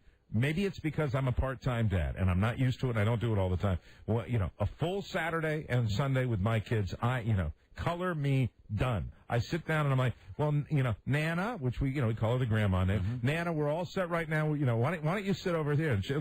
Here's the first clue, okay? I've got a perfect, leather recliner chair right in front of the TV set, perfectly comfortable. She doesn't want to sit in that, okay? Why? She wants to sit over at the kitchen table in the hard-backed wooden chair. And now she says to me she wants to do this because it's more comfortable for her to have a straight back. You know, right. I'm like, I don't buy it for a second. She wants to sit in the straight back chair because I realize for the next 5 hours she's going to be up and down out of the chair, getting up, going over, doing the homework for the kids, cleaning this, picking this up, doing this, asking me if I need to do this. Do you want me to do the laundry? And finally, really, 2 hours into this, I'm like, are you tired? Are you tired? Do you want to rest? Do you want to? And I thought that would be the end of it. We turn in relatively early. She does turn in at about, I guess, old lady time, which would be about 10 o'clock, 10:30 at night. I got news for you. Old lady time, that's the time. If you get up early, that's, you know what? I've been up early this time. It's the time to go. But it's going nonstop. For an old lady, right? You know, I mean that affectionately, like I would with Big Freda too. You know. That's way past the 4:30 dinner, Mike, you know? Mm-hmm. Mike, I noticed that the girls' school clothes are hung on the back of the chair. Do you want me to bring those upstairs? Mike, Catherine has a homework project that she would like. Do you mind if I do that with her, if I just get that poster? Mike, these dishes in the sink, and I'm like, please let me be lazy. God, let me be lazy like I normally am. And she's going. Then the next day, it starts all over again. But here's the difference. Okay. The next day, she gets up, and she has a normal night's sleep for her. So take the energy level that, you know, maybe the air travel might have slowed her down a little bit. She was at a reduced level when you first saw her. Yeah. So I'm awakened. Seriously, this is Sunday morning. This is Sunday morning at maybe 6:45, and I hear, and I sit up in bed, and I'm like, Jesus Christ, you know, what is the deal? What is going on? And then I hear my mom's voice going, yeah, it's right, Kevin. And I hear laughing. You know, I'm sitting there in a coma because I'm sorry. I'm out late at night, much later than you are most nights, right? So I have kind of a nocturnal lifestyle. So still, even on the way. But 8 o'clock, really, 8 o'clock to me is my normal, even when I have my kids. And sometimes this is 6:45, and it's just going, hey, and I hear this, okay, that's great. I get up. The kids are fully dressed. This is a miracle. I've never seen this. I walk out. They're fully dressed. I mean, like kids, hair in ponytails, sitting there with the breakfast at the table. Now, my mom's in her little, house coat thing. Just her mom outfit. She's in her mom outfit, but but the kids are. The house, first of all, has been cleaned. It's immaculate. The house has been cleaned, and I'm just, and I just come, I come dragging out, and and I put, I put a T-shirt and jeans on, and I walk up, and I'm like, good morning, everyone. And she's like, well, good morning, Mr. Sleepy. And it's like, yeah, Mr. Sleepy, the clock hasn't hit 7 o'clock yet. And the whole day begins. This day is the day where we go to Shark Tale, and and everything's fine. Once we're out of the house, I'm a little more in control now because, she's 84, and it's in and out. And she does have a little issue getting in and out of the SUV, sure, which at this point makes me kind of happy. Because she's been running my ass into the ground for 24 hours. And I'm like, oh, you have a little trouble with that step? Okay, let's make a few more stops then.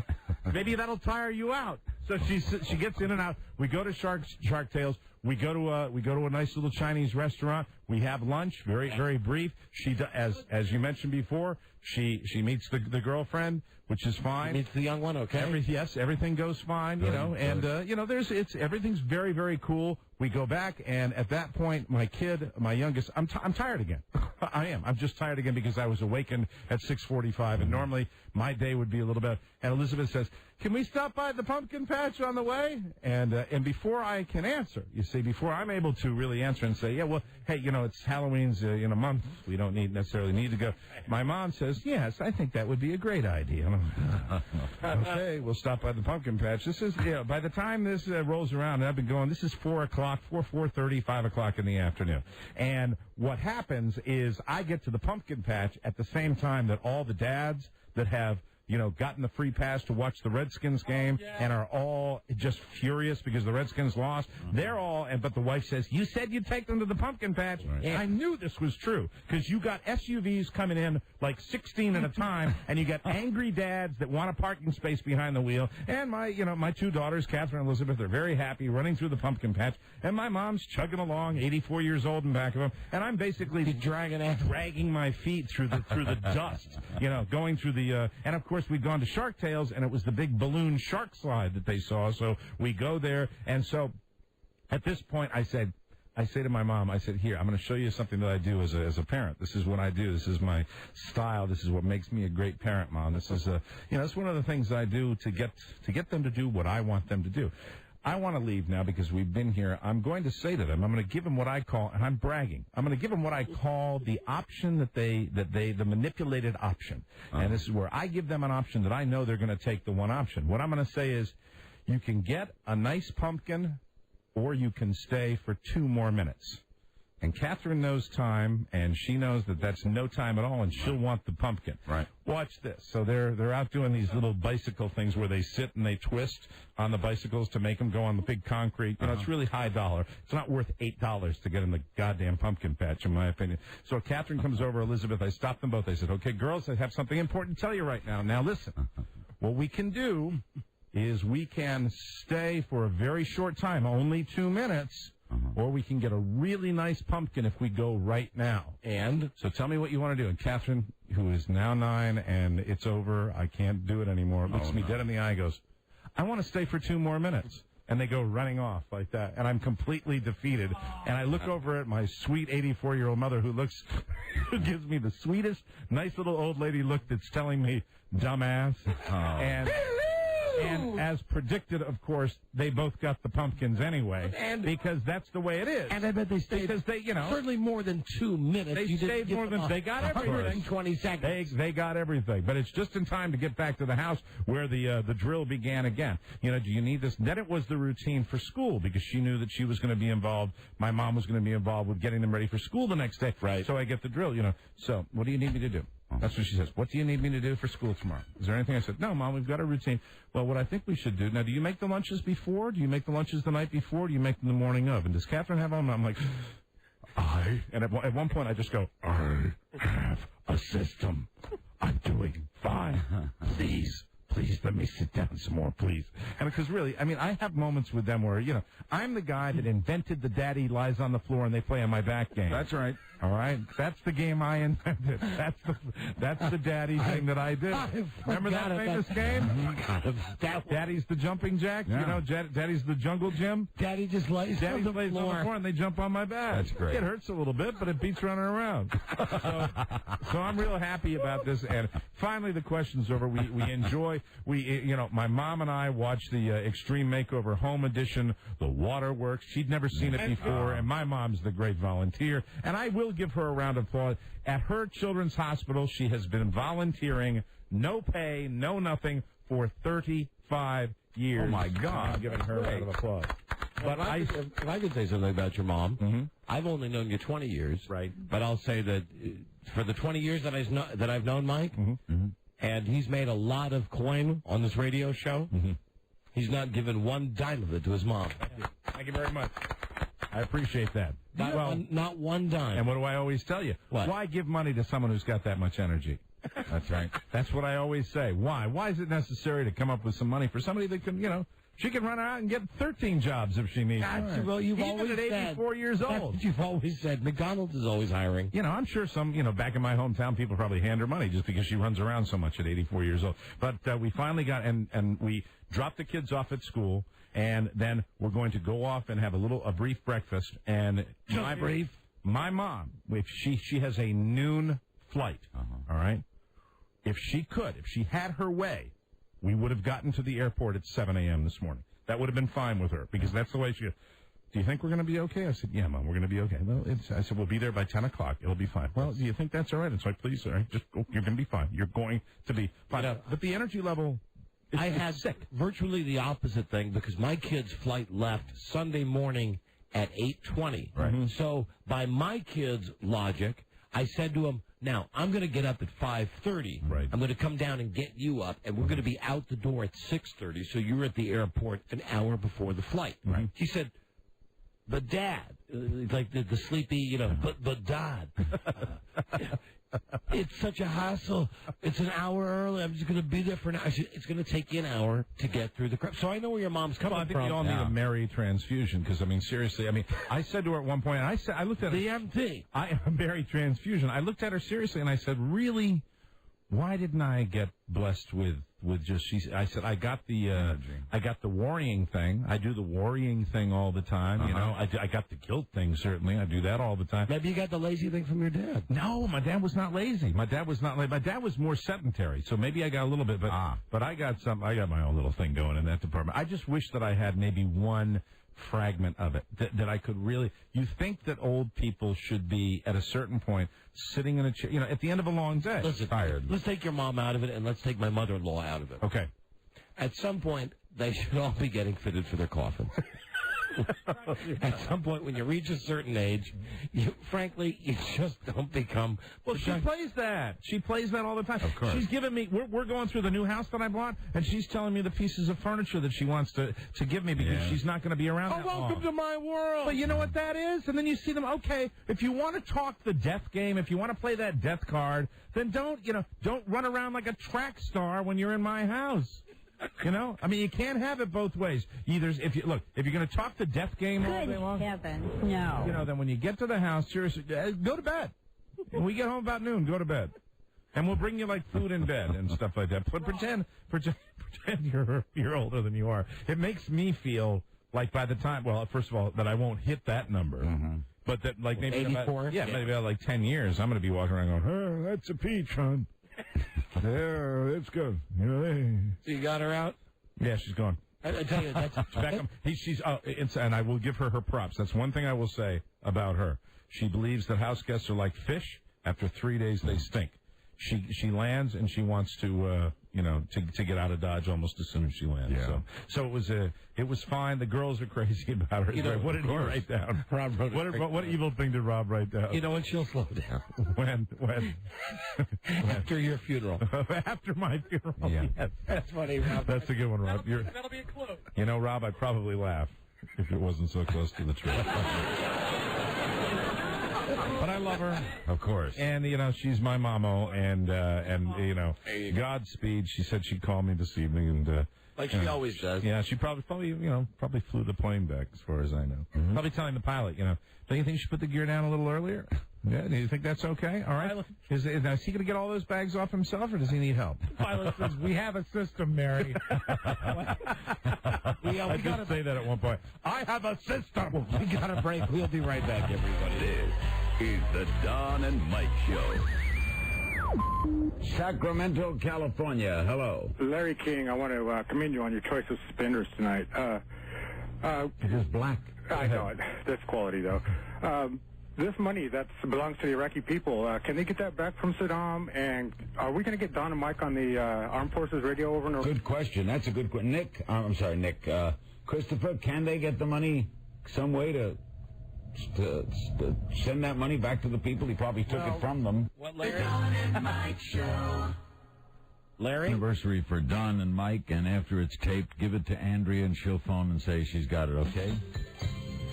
Hi, it's Larry King in Washington. So proud of the fact that Don and Mike have reached their 8th anniversary. pleasure in welcoming you aboard. Happy New Organization. Happy anniversary, guys. And you're both, I was going to say you're both terrific, but... Oh, hi there. More entertaining than a litter of acrobats. Yeah. Don Geronimo and Mike O'Mara. Let me see. This reminder. Oh, hold on. I got to read the Rich Eisen thing. You got that music ready, Rob? Boy, did I have a great fantasy football weekend. Yes, you did. Did you win? Did you win the money? I think so. Based on the guy you're playing tonight. Based on if Johnny has a big day. We'll have our Johnny's got Jamal and Trent Green going tonight. Correct. We'll have the fantasy update tomorrow. Two brothers, Jamal and Trent Green. Jamal Green. That would be Trent Green, right? Yeah, no, Trent Green and Jamal Lewis. Let me see. Of course, every Friday we have Rich Eisen on the show. That was one great segment we had with Rich last Friday. Yes, I believe so. Brought to us by Tower Records and Tower.com. Nobody has a bigger selection of the music and movies you love. Also pleased to be watching Rich on his TV show, NFL Total Access. That is on weeknights at 7 and 10. What the best part about the Rich Eisen segment was? What's that? When he said, go ahead and start Steve McNair. That was great. Yeah, you're bitter with Rich, aren't you? Yeah, I'd like an apology. You see, he's in a lot of commercials over the weekend during all of the games. Rich Eisen, that's on the NFL Network. For information, go to NFL.com. Soon to be linked with DynamiteWebsite.com. Yes, sirree. We're looking at that. It said October, and we think there's 31 days in October. Mm-hmm. That website will be up and running by the 31st day of October. That is a good thing. Mike is committed to the picture for Friday, so we are on. It is a go. Because without that, we'd be dead in the water. Well, we got to have a picture of you and me. I mean, along with all the other crap. Yeah, the bottom line is, and I hate to admit this, that you've been skinny a lot more during our partnership than I've been skinny. And I always say, and who knows, if I waited till I was as skinny as you, perhaps the photo would never be taken.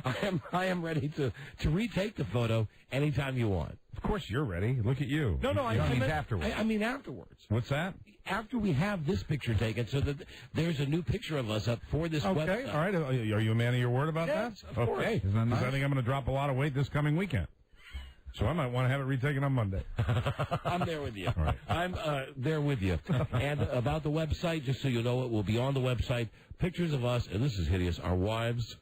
The only person without a spouse would be Mike, because you and the young one are not formal, although... You know, she met your mom. I'd say that's... Well, that was a courtesy. She met everybody that's involved with me down but here. But still, you know me, I like to make more out of it than... I understand, Dave. So I look at that as a... yeah, I know. First sign of commitment. No, second sign. That got back to me when you did First sign was the dog. Second sign is that she's met your mom. Mm-hmm. I think it's good. Well, she's very nice to me, and we have a wonderful time. So on the webpage, on the website, we'll be selling junk, like all people do, but good quality junk. And there'll be the affiliate list, and there'll be the Pick the Pros. And are we selling jackets? Yes, we are. Are the jackets going to be cool enough that you and I could wear them? Yes, they are. All right, good. Cereal? Will we sell cereal? No, Buzz. No? Okay. But it's all the crap. It's the good high-quality stuff, sweatshirts, right. T-shirts, and hats, all that stuff. Plus, Infinity will not let us stream the show. However, we can have a 20 to 30-minute highlight of that day's show that we'll have. You can download and listen to right away on your computer, plus a very wordy show log. Beth Ann actually sits back there and listens to everything we say and writes it in a story form. I've seen very good. 3 or 4 of these things, so this will be a good website for us, and if we ever have something we really want to get out to you people, we'll go there. Good. So that's coming soon. Listen. Don't forget, I don't know what the rules are around the country, but here in the D.C. area today and in Virginia and D.C., it's the last day to register to vote. Yes. Yeah. And I only mention that because we hate doing stuff for our kid. And that could be taken out of context. Here's the thing.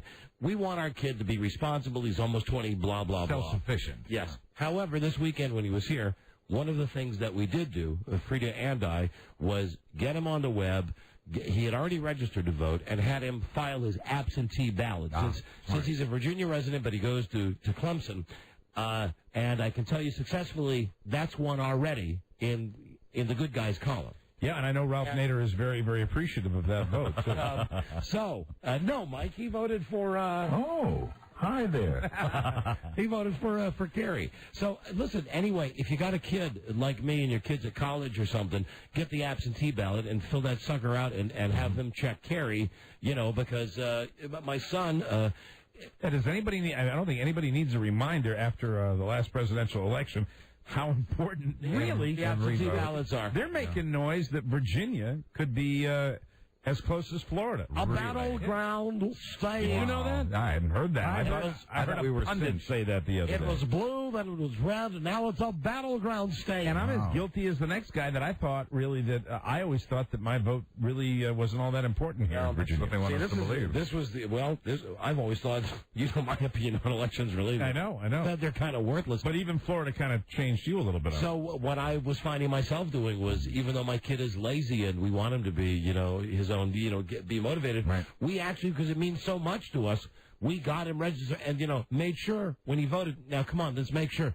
Bush, Kerry. Bush or Kerry? Kerry. Good. All right. Good. That's one in the bank for Kerry. Okay. Now, having said that, Ellen Cheney's on TV tomorrow night against the other guy. Listen to this. There's been stuff about Bush and John McCain. Remember, there's always been these stories that McCain never really comes out and says George Bush is a great president. He gives him that half-assed endorsement. Yeah, and he scolds him once in a while, too. Yes, he does. Message to John Kerry. We're just discussing. Beware of this guy. Beware of Bush. And listen to this. You never hear this. I found this over the weekend. After McCain won the primary in New Hampshire 4 years ago, the people who work for the Bush team, and there are people whose names are here, so I'm not just saying like, I'm not saying so-and-so allegedly with the Bush team did we have this. Names to back it up. We have names: Richard Gooding, Neil Thigpen, Roberta Combs. These are people who worked for the Bush election team. Well, they got a little flipped out after McCain won New Hampshire. So they had a meeting where they decided that they would have to do something. And the Bush people made phone calls and sent out leaflets in South Carolina. They decided that South Carolina was going to be the state that they were going to target, which I guess was the next one of the next states in the primary. Anyway, they made phone calls and sent out letters and leaflets and handed out stuff saying that John McCain had fathered a black child in South Carolina, and that Cindy, his wife, was a drug addict and also a drug dealer. Oh, my God. So just remember this.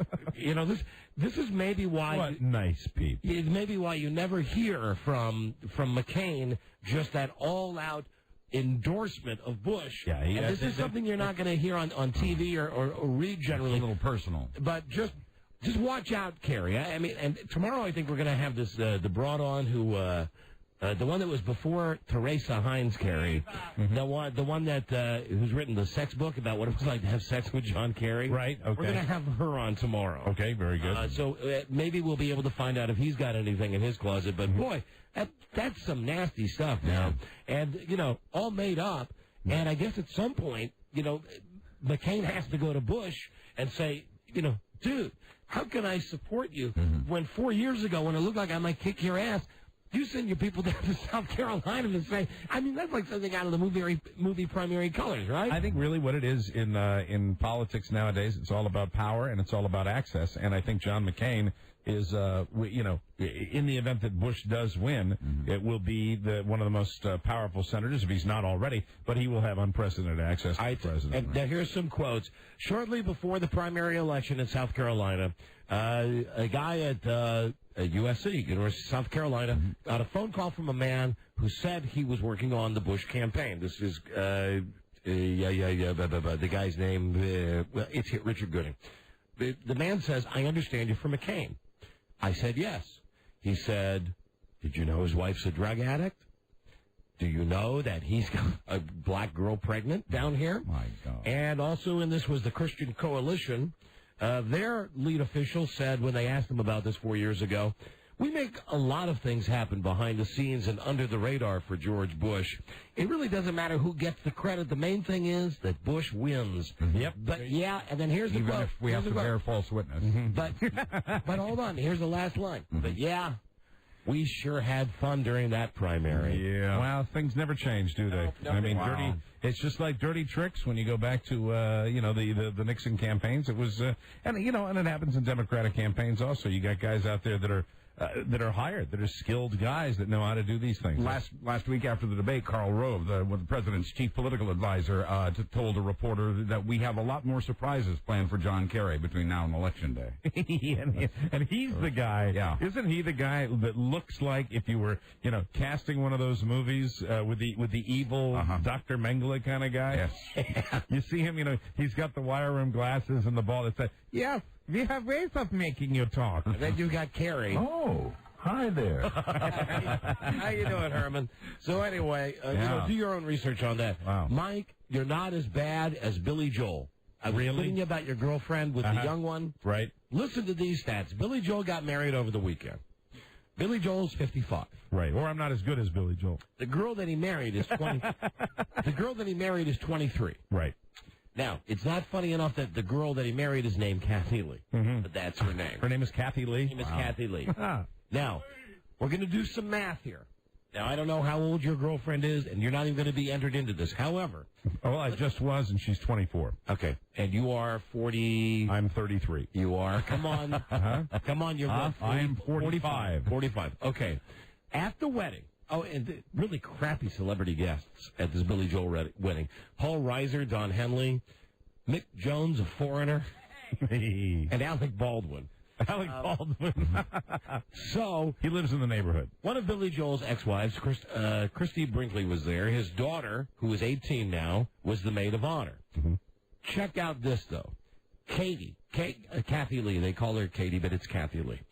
She is only 5 years older than Billy Joel's daughter. Right. So, as they were doing the ceremony, the stepmom is only 5 years older. On top of that, Billy Joel is 6 years older than his father-in-law.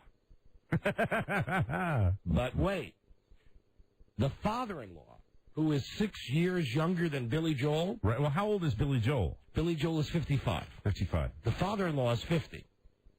He's dating a 25-year-old. The father-in-law is? Father-in-law is. So there you go. I got all of that just for you, Mike. Thank you. And I salute all of them. Just for you.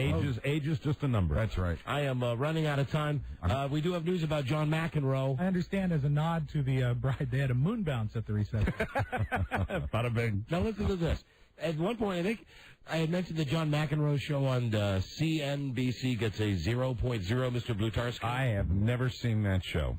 Well, I do actually have all of the ratings for last week, and John McEnroe got above a 0.0. All right. He got a 0.01 share. Now, did you know of all of the shows that are on cable TV, there are 834 shows. Okay. John McEnroe's show last week came in 833rd. So, I'm thinking, what show could he possibly be? Yeah. What show could he be able to say, yes, but I'm not the worst? I don't make this crap up. I swear to God, last week, show 834, the only show beaten by John McEnroe, a show that was on the Food Network, a 30-minute special, How to Boil Water. Not a joke, not a groaner, not a dumb DJ gag. Wow. A real show. How to boil water. Yes. Yeah, that's because people would see that, oh, I don't want to do that. I know how to do that. Okay, now I'm totally running out of time. Totally beautiful. For a feel-good. All right. I'll tell you this. Okay. I got two feel-goods. I think the order should be cruelty, then death. But I leave it to you, Mike. Do you want death first or cruelty first? I want death first and then cruelty second. Okay, well, you got it. All right. Then with death, this is from Mexico. There's a guy who got a $20 whore in Mexico City. This happened on Friday night. He got a $20 whore.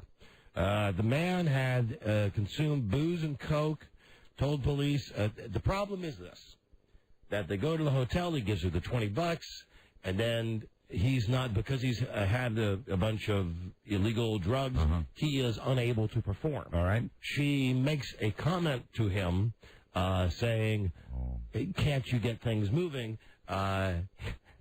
He then stabbed her 70 times. Oh, my God. So it involved death, but it's a feel-good. Well, yeah, and he will, of course, be going to that feel-good Mexican prison. And then you have this one from Tokyo. Now, this one doesn't involve death. This is just cruel. Okay. There's a woman that works and is an assistant nurse in a hospital. And there's a woman who is not doing well in the hospital. Right. And she's laying there, and she's got the machines hooked up to her. And Saturday night, because the nurse was bored, and she had a woman that was laying there. Now, she can't speak. She's hooked up to the machines. Right. She can't speak. She removed 8 fingernails from the fingers of the 76-year-old woman. Oh, my God. The woman who had the nails removed is so serious, they're going to take 3 weeks to heal. What the woman did was she just ripped off the nails. And then she started on the feet. She started on the toenails when an orderly finally came in. Oh, my God. And the patient was fully conscious, but she couldn't resist because... she's like in a coma or something? No, this is why it's a feel-good. Because she was sick and she wasn't feeling well, she also is mentally handicapped. Oh, my God. That's why that's the feel. Oh, my That's why I'm here, folks. Wow. That's why I'm here. Call me 7-11. I'm always open. Yeah. Call me UPS. I deliver. Yes, you do. Do you want it? Yeah. Do you want it? Do you want death or do you want cruelty? And they both got caught. Yeah, all right. You have to mention that for your conscience. Sorry. I love the feel-goods. I love the feel-goods. And I love the look you get on your face when we have a real good feel-good like that. Like the prostitute getting shot, you could live with that one. Oh, I'm sorry, stab. You could live with that one. But the thought of the old woman having her fingernails and toenails pried off. Yeah. Yeah. It's sick. Yeah, it is. Oh, hi there. Hi. That's a part of the show I like, though. I still stole it from George Bush. It's called Shock and Awe. Yeah. Or was it Awe and Shock? All I know this is, and I quote George Bush again, doing this show, it's hard work. Hard work. It takes hard work. It takes a lot of people getting up early in the morning to work hard on the Don and Mike show, because it's hard work. It is. It's hard work. What? I was just trying to give you a better look. Like shaking my head. Donnie. The disapproval. Donnie. Disapproval. Well, I never really give you total disapproval. You know? No, you don't. Only time I'll do that is if I catch you taking somebody's fingernails off. When we come back, the dude from Fear Factor, and not that idiot Nimrod host, Joe Rogan. Thank you, Rob. It's the guy who, you know how Mark Burnett is the brains of the Survivor? Right. This guy's name is Matt Kunitz, and he is the producer of Fear Factor. Now, I would imagine that guy has... that show's got to be one of the longer-running reality programs out there. I'm going to tell him a great idea I just came up with. Did you get someone in a hospital bed? Yeah, and who can't speak? Someone who's handicapped, or who's attached to machines. So, first off, starting off, the person is mentally handicapped and they're sick in the hospital. Welcome to Pull the Nail, Mike. Can I tell you something? I smell the sulfur. There you go. That's it. Now I'll get a writer's credit, and won't I be proud? Pull the Nail. Be right back with this guy. This is the Don and Mike Show. It's a good song, Mike. It is. Thank you. Well, fall's here. That means carting your kids everywhere and feeling like you got to be in half a dozen places at once. Well, with your mama. Yes, well, you can't, but you can stay in touch with OnStar Personal Calling. OnStar Personal Calling is a hands-free phone that's built into your OnStar-equipped vehicle. Voice-activated dialing and hands-free operation keep your eyes on the road and your hands on the wheel as you're taking your mamo to the airport. For instance, you can program people's names into this thing. Like I have on the OnStar in my car. I say Freda, and it dials her cell. And over the weekend, I said, most wonderful wife in the world who would not keep her hands off me during the most sacred time of football. And it still dials her cell. Yeah, it comes back to this OnStar dialing now. Everyone deserves OnStar except Dennis Murphy. Packages started under $15, and you're not bound by a separate contract. If you have OnStar, press the blue button to order minutes. If you don't have OnStar, check out OnStar.com or swing by any GM dealership for a demo. Oh, that would be to order minutes. Or would it be Linux? Ninitz. Okay, Mike. The Don and Mike Show. Yes, we are. WKFK. This is the Don and Mike Show. Oh, I hate reality shows. A year ago, you said they were the greatest thing that ever happened to us. I've grown, you haven't. The Don and Mike Show. We're going to dance. We're going to dance. Oh, hi there. Hello. Oh, my God. It's Don and Mike. Uh-oh. Sounds like somebody's got a case of the Mondays. All right, before we get the Fear Factor producer, Matt, here, a quick update for the stations in NFL cities. Yes. Real quick, I love doing this in 30 seconds. I'll give you an instant thumbnail analysis. And you know these scores, you know the winners right off the top of your head. I just tell you what's wrong with the team. Buffalo, everything. They lose yesterday? Yeah, they were my upset pick. Patriots, now I'm going to go by markets because we're on in Buffalo. Patriots were on all over Vermont and Maine. So I think there's a lot of Patriots fans up that way. I bet there are, yeah. Anyway, they kick ass. Best team in the NFL. Baltimore, where we're on Live 105. Ravens tonight, that'll be a win against Kansas City. WJFK, Redskins radio. PU. Sucks to be a Redskins fan. Any chance of salvaging the season? No. All right. In Green Bay on WNFL with the Packers. I'm not going to give up on that team. I will not give up. Good for you. 1-3 sucks. If you're listening to us in Pittsburgh on WURP, good for you. The Steelers look good. That rookie, that kid Ben, he looks good. You think the Giants are for real, Don? No, I don't, Mike, but they sure could beat the crap out of the Redskins. San Francisco, KYC way. Listen, here's the deal. 49ers, you're not the worst team because you're not Miami. Tampa Bay, WBZZ, I'm afraid I predicted that. Yeah. They're bad. They're 0-4. They got no offense. That's amazing. Let me see. KIKK, Houston, Texans. Wow, nice victory yesterday. Houston looks like a real team. And then the Cowboys were on in Dallas, but they had a bye week. So that's that. And very good. Oh, the guy from Fear Factor. Here we go. Fear Factor. Yeah. Who doesn't love Fear Factor? Right. As you get the plug-in, it's on tonight at 8, 7 Central on NBC. Matt Kunitz is the executive producer, and here he is now. Matt. Yes, good afternoon, guys. Hey, Matt, thanks for coming on the show. Thanks for being on the show. Thank you. We're big fans of the show. The concept is great. I know you get asked questions all the time, and pardon me and us if we ask the same questions, you get a lot. But we'd like to find out, have you topped yourself? Is there nothing else that you can do on Fear Factor that would not be grosser than the stuff you've done already? I mean, what's next? How do you top yourself? Well, that's the challenge for us. You know, we need to constantly top ourselves and to make it bigger and badder and more gross. And you know, I actually stepped out of a gross meeting that we just had right now to come in here and do this call. So when you say a gross meeting, I assume we're the element of Fear Factor that involves eating things, right? Yeah. Well, we have the gross department, which does all the gross stunts, and that can be eating or being with animals or right. You know, having to transfer something mouth to mouth, anything that would be considered to be gross. And then there's the big stunt department. Those are like our big Hollywood stunts, like flipping a car over a moving train. Yeah, now let's talk about that, and let's talk about the crazy bungee jumping and the jumping off of buildings. What type of release do you get from these people? Because, you know, I'm fascinated by that. God forbid nobody's died, but it looks to me, and maybe it's because it's so slickly produced, but it looks to me like there are some times on Fear Factor where the people could die. I would assume you have a team of lawyers behind you to...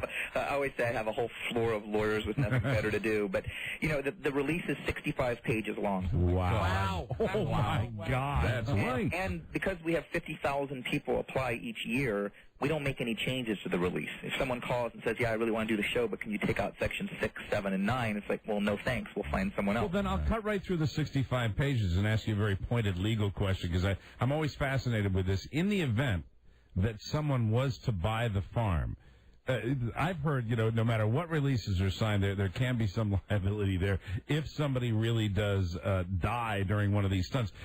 I would imagine 65 pages is about as ironclad as you can get it. It's pretty ironclad. Look, I'm not a lawyer, but like you just said, I've heard you can't really sign your life away, that there's no such release as that. But because of that, you know, safety is the #1 concern on our show. And we spend months and months planning these stunts. So the stunts that we're talking about today, we won't even shoot for probably... Have you ever had any close calls that people might not be aware of on the air? We have such a tremendous safety record. We haven't even had a broken bone on our... He's not going to tell us that. I believe him. But you would know it. I mean, it's not like we would just edit out the person that broke their leg and show them. Now, there's a question, because I know on Survivor that they had a problem with someone who had a physical problem. Remember the guy they had to airlift out of the... Yeah, right, that fell in the fire, right. Mm-hmm. So if you ever had that, would you... If you had, for instance, a bungee jump, let's say the person's not killed, but let's say that they broke both their legs and mangled it up. Would you show it? I don't know. That's a tough one. I would guess the network wouldn't want us showing it. And boy, I hope you're not put in that position. And that's certainly not why I watch Fear Factor, but I'd like to think that, that there's a chance you can get that on. Well, what are we all watching our TVs for? Right? How much? Here's another question with the editing of the show, especially during the eating challenges. How much vomiting is cut out? How much vomiting will NBC allow you, and how much would you have in? Would you have more vomiting if you could? No, I wouldn't, actually. I don't think we've ever edited out vomiting. If someone's going to vomit, they'll walk off camera or walk off into the distance. We oftentimes will edit out the actual sound because I personally just think it's disgusting and don't want to hear it. I see, but if somebody vomits, that's great. I mean, that shows that we came up with some stunt that was so horrific that they couldn't stomach it. Well, I would imagine... We'll show them walk off, and maybe, you'll see them walk off, and we'll cut to, Joe going, oh, my God, they couldn't take it. We're not going to, put a camera in their face and see... Unlike some shows, MTV will show it constantly. You watch Road Rules, you see people puking right on camera. But I would imagine that... I'm sad to say I like that. With the eating stunts, you probably have people well after the fact, when the time frame is over, that probably... Oh, they don't tend to wait too long. They used to go, can I vomit, Joe? Can I vomit? They all think that there used to be this 1-minute vomit rule, which said that you had to wait a minute before vomiting to make sure that they actually got it down, but... We got rid of that rule, so now they're saying, Joe, can I vomit? Can I vomit? Then let me, since we're on the subject, everybody's fascinated with it, let me ask you, is there, when you've been sitting in the, as you call them, the gross meetings, what is one that, have you ever turned them down, even though they'd probably be safe, but you said, no, we just can't do that, and are there some that you've turned down, and what's the best one you've ever accepted? Yeah, we turn down stunts all the time. One of the stunts that we've always wanted to do, but we just can't do safely. Now, I can make it a safe stunt, but the concern is that someone at home might try to replicate it. We've always wanted to set a contestant on fire. So we had this great stunt where it would be a nighttime pier. They'd be up on a pier at night. We'd set them on fire. They'd have to run down to the end of the pier. And if they got too hot, they could jump left or jump right. Oh, that's brilliant. Well, it would look great. It would be awesome. But the fear is that some dumb 12-year-old at home will think he can put on a bunch of clothing, go out to the swimming pool and have his friends set him on fire, and if he gets too hot, he'll just jump in the pool. Yeah, but Matt, really, I mean, isn't the devil's advocate argument on that some kid could watch a guy eating 100 bugs on your show and go out and find a bug and have a reaction to it? And then you know what? We always feel that if some kid's going to go eat a bug in their backyard, God bless them, and that people have been eating bugs long before Fear Factor. Well, I would urge you to have people... For most of our stunts, you need helicopters and jet skis, cranes and tanks, and kids just don't have that. What is your all-time favorite? I love setting someone on fire, though. That's I know, beautiful. It's really cool. We just can't. It's something that I just think would take the show in a great direction, but we really are careful about. Hold on, Mike. Before you get in there, I want to ask you. I was just going to ask him what his favorite eating stunt was. Please be serious though about this, because the show has been a surprise hit on NBC. It was one of the, when everybody wanted reality shows. This is one that came and stuck, and everybody likes it. And your ratings are still fantastic. Right. If the ratings started to slip, would you consider maybe trying to set somebody on fire? No. Would you consider? Look, we're not going to change our safety standards based on ratings. And another. Let's just say we get another season out of it. That if we were to hurt somebody, whether it was on our show or a viewer, it's not worth it, because ultimately, I have to live with that as a human, not just as a producer, but as a human being. I have to live with that for the rest of my life. You've got a pretty good track record as far as the length of time, as far as a reality show. You're up there with some of the all-time success stories, right? You guys have been on a long time. We're going to air our 100th episode on November 8th. Wow. Let's give a round of applause for that.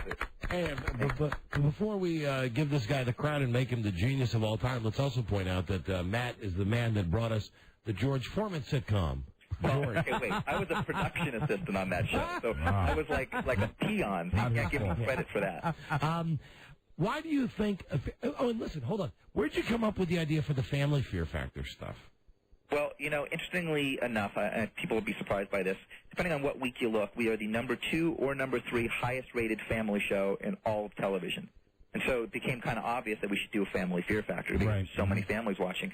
And if people go, oh, my God, I can't believe kids are watching this show. But really, there's no violence. There's no sex. There's minimal language. So there's not too many shows out there that kids are actually going to enjoy as much as the parents are going to enjoy, and that as a parent, you don't have to be worried about your kid watching it. You don't exactly hand out the Good Sportsmanship Award on that show, though, do you? Well, I mean, but that, you could definitely use that as a learning tool. If I was a parent, say, look, that person's not behaving very well, but that person is. I remember watching it, and really, when I watch Fear Factor, based on the lack of sportsmanship, I think it allows you to pick out the person you like the least. It's kind of a negative energy, but it really works, doesn't it? And one of the things that we do with our casting is that, unlike a show like Survivor, where they're going to be on the show for 18 to 20 weeks, on this show, they're on for one episode. So you need people that you're going to immediately either love or hate, and we really try to go out for those really big, bold personalities. I think when you're saying that there's people with bad sportsmanship, that's intentional. But you don't tweak it up, do you? I mean, because it really does seem like you've got certain people that root for the other person to fail, and then other people that really don't do that as much. Isn't that right? Well, we look for a diverse cast. So we look for diverse in their energy and their attitude and their and just in their personality. I can appreciate the fact that you like coming up with something new. I mean, ideally, I used to think that up to like 10 years ago with this show, until I realized we could just come do the same crap every day and people would listen to it. Right. But let me ask you, though, about, I love when you have twins. I love when it's all girls in bikinis. Oh, boy, you do get the ladies and on you're that going to like tonight's show, because tonight is all female. Oh, hello. And now that's where, and I know football's not on your network, but it would be a perfect lead-in, because I'll go between the NFL shows, if it's an all-female fear factor. Right. Yeah. I'll stay there from 8 till 9. That's the great news. Football doesn't start on the East Coast until 9 o'clock. Right, correct. Right after Fear Factor. Right. I will get back to the thing I was going to ask you about before, because of the eating segments. As much as I like the big Hollywood stunts, and especially when they involve going underwater, I mean, I think they're fascinating. But I always, as much as I'm turned off by it, I can't tear myself away. The eating stunts. What, in your opinion, would be the all-time grossest eating stunt that you've had on Fear Factor? Well, at risk of offending the FCC, I'll be gentle here. Okay. We had them eat animal genitalia of the male side. Hey, and it was great. There was different sizes that they might have to eat depending on this game that they played. Wow. That was pretty horrific, and that will be one thing that the network will never let us do again, and probably is never repeating again. Wow. Yeah. All right, outstanding. Boy, I asked the question, I got an answer. Guys, this guy's name is Matt Kunitz, and he's the brains behind this. Now, are you happy with this? Do you have another one in development? You always have shows in development. I'm thrilled with the success of Fear Factor, but eventually, it'll probably die out, and it'll be time to do another. I don't feel that I need to have 6 shows going right now. I mean, this is a really big show. We do 39 hours of this each season, whereas like the average sitcom is maybe 22 hours. It takes a tremendous amount of time. So for me, doing this show is I'm happy with just one show right now. But obviously, if you're a smart producer, you'll have something on the back burner and you're ready to go with the next one. So. Do you think when it finally runs out, knock on wood, God forbid, 2011. But when it finally runs out, do you think that you could just do the audience a favor and just throw that host off a cliff? What is the vibe on him? I obviously get a lot of feedback on your host, and how does it run? Does it run about 50-50? Yeah, I don't hear. You know what? To be honest, I'm surprised. Like I hear all these women going, "Oh, your host is hot." I'm like, really? But and listen, because I come from a casting background where obviously we put gorgeous women and great-looking guys on the show. I know what a hot guy is. I mean, I can tell what a good six-pack looks like, and it's what we do all day long. I know this guy you have is like retarded Joey, and I mean Joey from Friends, who already is kind of retarded. He's like if Joey had a little worse hairline. But anyway... Well, let me tell you why I think Joe's great, though. Okay, Joe is not your average host. He's more of like your everyday guy. So I would actually think you guys, would kind of relate to that. If he doesn't like a contestant on the show, he tells them. He's right in their face. That's true. That's good. He'll let them know. He doesn't pretend to be like Mr. Nice Guy. You'll never see Alex Trebek arguing with a contestant. See Joe fighting with our contestants. We've had to separate Joe and the contestants. We've literally had to pull them apart. And wouldn't it be great, really? Now I'm just thinking out loud, if the Jeopardy champion ate intestines to celebrate the double Jeopardy victory. I tell you, that Ken Jennings guy would never last. No. All right, listen, Matt, thank you for your time. Been a pleasure talking to you. We'd like to talk to you again. The show tonight, Fear Factor, that's 8, 7 Central on NBC. One of the all-time reality show smash hits, and you're to be commended on that. Thanks a lot, guys. All right, see you later. All right, bye. Bye, dude. All right, there he goes. There's a guy that's the host of the show. I missed that one, the eating thing, where it was the grossest thing. I didn't catch that one. You won't see it. Ain't bad. Yeah, they probably won't run it as a rerun now. I told him the truth. On Monday night, I'll go between the Rich Eisen show on the NFL channel. I'll go to Michael Irvin on ESPN. Right. And then I'll go to Fear Factor before football. There probably have been bugs that have been grosser, but the one that bothered me the most, this was bugs. Maggoty cheese. Yeah. Remember that one? Yeah. Oh, my God. Man, and they couldn't handle it either. No. As a show that we used to kind of deal in that trade, yes, right. I'd really like to see those releases. Yeah. Because when we had people want to just drink like a gallon of milk in less than an hour, right? Infinity would come up with a 10-page thing that really didn't even totally cover our ass. Not one little bit. All right, listen. Thank you to that guy. Now let's talk to you. Phone scan. Yeah. 877-365-3636 from America. Canada, Mexico, 800-636-1067. We got plenty of time. Your calls, these are unscreened calls. Anybody can call on the rotating random phone scan, which is next. This is the Don and Mike Show. Next. I miss you. Yeah, you should. You never come see me. I've been busy. Everybody's busy. And don't lie to me. I know your father forbids your coming down here. He doesn't. Honest. He just doesn't want us to talk about you in the house. That kind of talk. Don't let me ever catch you talking that way. Hello! You can call Don and Mike anytime from anywhere in America. 877-365-3636. They're ready to believe you.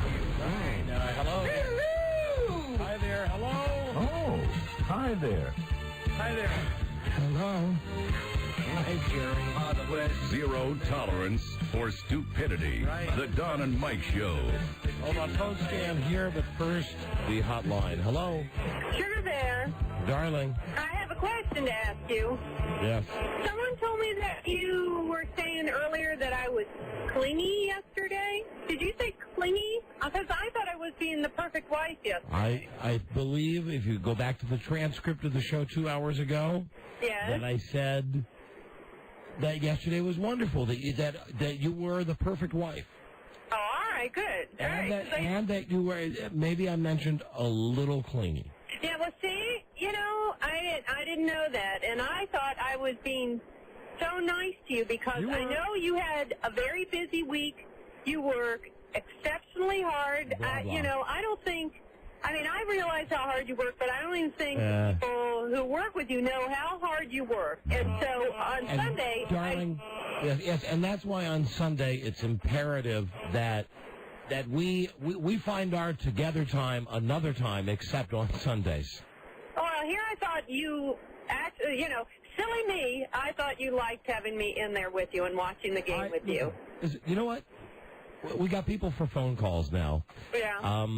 Let's chat tomorrow. Here I thought I was being good because... You're just looking at me. I'm not saying anything. I'm not saying anything right now. What did I say? See, this is the problem when you're not able to listen to the show. This is the problem when you're telling me... I'm not going on that now. I'm going just on what you're saying right now, which I should have picked another time to show you how much I appreciate that you work... You work, I know you only at work 4 hours a day, but you work all day at home. I mean, you're always... I know. Did you say that people that he works with don't know how much he works? I don't think anybody knows how much you work. I really don't. We know. Darling, this is Have I not given you the love?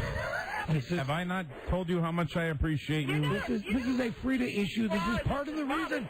This is part of the reason I think she's so clingy. Is that she comes back, what are you doing? Well, I'm doing something for the show. I'm doing something for the show. And yesterday, here's why you were clingy about the football. it wasn't so much the emotional clinginess or the physical clinginess. It was the questions that you were asking me. Like, remember when you had asked me, you said you liked the big, gigantic arrow on the screen that says 3rd and 5 to show you which way the team is going. Yeah. We're sitting there watching the game. Baby, like you don't know that the Redskins were moving left? You know that. We've been watching the game. There's too many little numbers, and they change too fast. And you have to look at the bar up at the top to see who's got the ball, and then they do that kind of highlighty thing when somebody does something bad or good, then their team lights up. And it's fun to watch. And then, aside from the football, I made you dinner. That was like revolutionary. Did I not mention the fact that you made dinner? I mentioned how delicious it was. I mentioned how wonderful you were, and I even mentioned that you prayed for those stupid dead chickens. I felt sorry for them. Sure. I know. I were happy in the great beyond, the chicken heaven. How ridiculous is that? You're in Safeway, for God's sakes, praying for these chickens. Oh, I didn't drop to my knees in Safeway. It was just a little silent thing to myself. It wasn't me leading the chorus in Safeway. Do you pray after you put the chicken breasts in the cart on your way to the register? I mean, as I was putting them in the cart, and you couldn't even see my lips move. I did not make a scene. I just feel bad for the chickens. They lead horrible, miserable lives. I would like to buy my chickens from a place where they led happy lives and then had a quick, painless demise, and then I wouldn't feel bad about eating them. You are just funny. All right, anyway, and the thing is normally with you cooking, we always pray after we eat. But last night you pulled it together with a really great meal. You really did. Well, thank you. I just enjoyed being with you. We were both reveling in the fact that Bart had gone back to college and we were alone again. Oh, yeah. What's that, Rob? Is she at the waterfront? Yeah. It sounds like... Are you on your hands free again? It's the law. Yes, you're in the law. Because she's in the district. All right, darling. Listen, let's discuss this tomorrow. Can you call tomorrow? I'd love to talk about this chicken thing with you. All right. Good. Maybe I really would. I love you. I appreciate you. I love you. I appreciate you. Thank you. Like I said, thank you for watching football with me. Just not so many retarded questions. I love you. I appreciate you, Freda. Well, thanks, Mike, and I know you work hard too. Well, not really. Not really. Who are we kidding? Who are we kidding? I was telling someone just the other day. I know I'm extremely talented, but come on, the work ethic, please. Goodbye, darling. All right, goodbye. Bye, baby. Goodbye. Very blessed, as I'm often wont to there say. she goes. The chickens are praying for you. Somebody's a spy. Yeah. Somebody was spying on you. Now, I don't dig that. No, I don't dig that. Somebody said that you. The whole reason I said that is because I knew she was at work today. Yes, that's the whole reason. You know what the problem is, and I found this out. This show, like, it's beamed out to like 6 million people are actually listening. We're looking into it. Yeah. I'm pretty sure that I know. It starts with B. Ends with Freda? Yeah. Yeah. B-I-G Freda, probably. My biggest, most money fan. Wonderful. Yes. Listen to the show every day. God bless her. All right. You find out the name of her, Robbie? Listen. Phone scan at 877-365-3636. Oh, hi there. Here we go to your live telephone call. These are on screen. Hello, Don and Mike show. Hello, Don and Mike. Hi there. How you guys doing? We're doing very well, thanks. Good, good. I had a question for Mike or Don, whoever wants to answer it first. Oh, it's a contest. Who wants to answer first? Ready? All right, let's get in a defensive crouch. All right. Okay. I got dibs on answering first. Don called it, so he's got to answer you first. No, unless he doesn't want... in. What? You have to ring in. All right, like with an A? Right. Yeah. All right. Okay. I'll go, Okay. What will you do, Mike? Well, we were supposed to ring in, right? Well, my sound will be, Mine will be... See, I have the advantage. Yeah, you do, actually. Because it could take you longer to go, All right, are we ready? Okay. We're ready. Ready? Start the question. Okay. Wait. You gave my ring, I win. I get to answer first. I did the same thing. I'm such a monkey. I did the same thing. I'm such a freaking monkey. All I was doing was parroting. I know. You went, no! We both knew what we were going to do. Yes. No! Well, you're both on the right track. It is about animals, so. All right, go. What is it? Okay. Mike, do you really look like a raccoon? Yes. I have raccoons. I thought you just asked me. But we could still buzz in. I have raccoon eyes. Well, the other day I was listening to that, and I guess you guys were talking about it, and Don was trying to apologize, and then you guys went into this whole thing about, I don't know whose accent it was, but somebody's accent. You guys were talking and talking, and I was just rolling, laughing. Yeah. I'm glad you enjoyed the part where Don called me a raccoon, sir. Thank you. But at least you're not going through trash cans anymore. And, you know, let me just say conversely, perhaps if you mentioned an accident, perhaps it was one of the many segments we've run where I've mentioned that 2 years ago I was hit by an automobile, which you would see it right there. I know. Get in the immediate reaction. You know, speaking of raccoons. We love that. I've seen an amazing amount of dead raccoons on the road. Is anybody with me on that one at all? Haven't seen that. Rob's been out seeking them out. Hello, Don and Mike Show. Tell you what, they are tasty. They are tasty. Yeah, but you pray for them. Hello, Don and Mike Show. Hey, Don and Mike, how you doing? Hey, we're doing great, thank you. I got a question for you. Yeah? What do you guys have against the host of Fear Factor? Pardon me? What do you have against the host of Fear Factor? I just think he's a tool when I watch the show. I think he's a total, like, you know, just a real greasy kind of... Isn't that what makes the show great, though, that he just throws it back in their face? Yeah, how about that for $40? You know, to an extent, like I said to that guy, yeah, but the thing is that guy, Joe Rogan is his name. Oh, I didn't know if I could say his name on the air or not, because you weren't saying his name. Well, just we actually did say his name. And also because I didn't want to offend the producer to tell him that, you know, although I worked it into the end, the host sucks. I got the feeling that guy, Joe Rogan, if he was just like 3 or 4 percentage points smarter, he would think he's Jeff Probst. You know what I mean? Right. He's got that cockiness that, you know, I am the host of a reality show. I think when he was doing the Man Show, he would, you know, he'd talk about how he hated his job on Fear Factor. It was just paying the bills. I think yeah, right. That's true. Keep believing that. What I don't like about him is I think he forces the attitude. And I hate phony. Especially on reality shows. And you know what, Mike? Exactly. And what this guy just said, what this lemming believes, you know, the guy really doesn't like his gig on Fear Factor. He's only doing it for the money. Right. Yeah, right. Yeah, come on. You know, guys like that should get off their ass and go join the Peace Corps. He just seems to push it too much, and it doesn't seem sincere. You know, I think that show would be... There'd be more fear involved if he was a little bit more normal. If he would react to, like, how gross the stuff is. But I think he's too into being a Mr. Macho guy, and I'm not going to show you that I'm really freaked out. If you were, I'm just using this as an example, if we were hosting that show, and they brought out the cheese with maggots, don't you think it would add more to the stunt if you looked and you went, oh my God! Yeah. Jesus, this is awful. Instead, he's like, now, you have to eat the maggots, see? You know, and then he likes to pride himself on the fact that he can eat cockroaches, too. He's done it before, and he's really into that. And you know what else? He's a member of the Buzz Tight Shirt Club. Oh, yes, he is. God, does he love his tight shirts. You both would love him if we could just have him back on news radio. I forgot he was even on that show. A big loser he is. Hello, Don and Mike Show. Yeah, that's right. Hey, hi, I'm Joe. I'm the host of Fear Factor. It's really beneath me. I really hate doing it, but the money's great. That's the only reason I'm doing it. Come on. Right. Hello. Please, come on. You know what I say to that? Yeah, I see fish. Right, Granny. Granny. Hello, Don and Mike Show. The mountain, it's exploding! Is the volcano erupting? Are you calling from Washington? Yes! Buzz, we got any update on that? No, spewing more ash and steam today, that's all. Although on the Fox News channel, they did love... Well, they blew it. The meteorologists or the geological survey guys are just like meteorologists, and they blew it. They had the big headlines, you know, ready to blow any moment from now. I'll tell you what I did find riveting again today.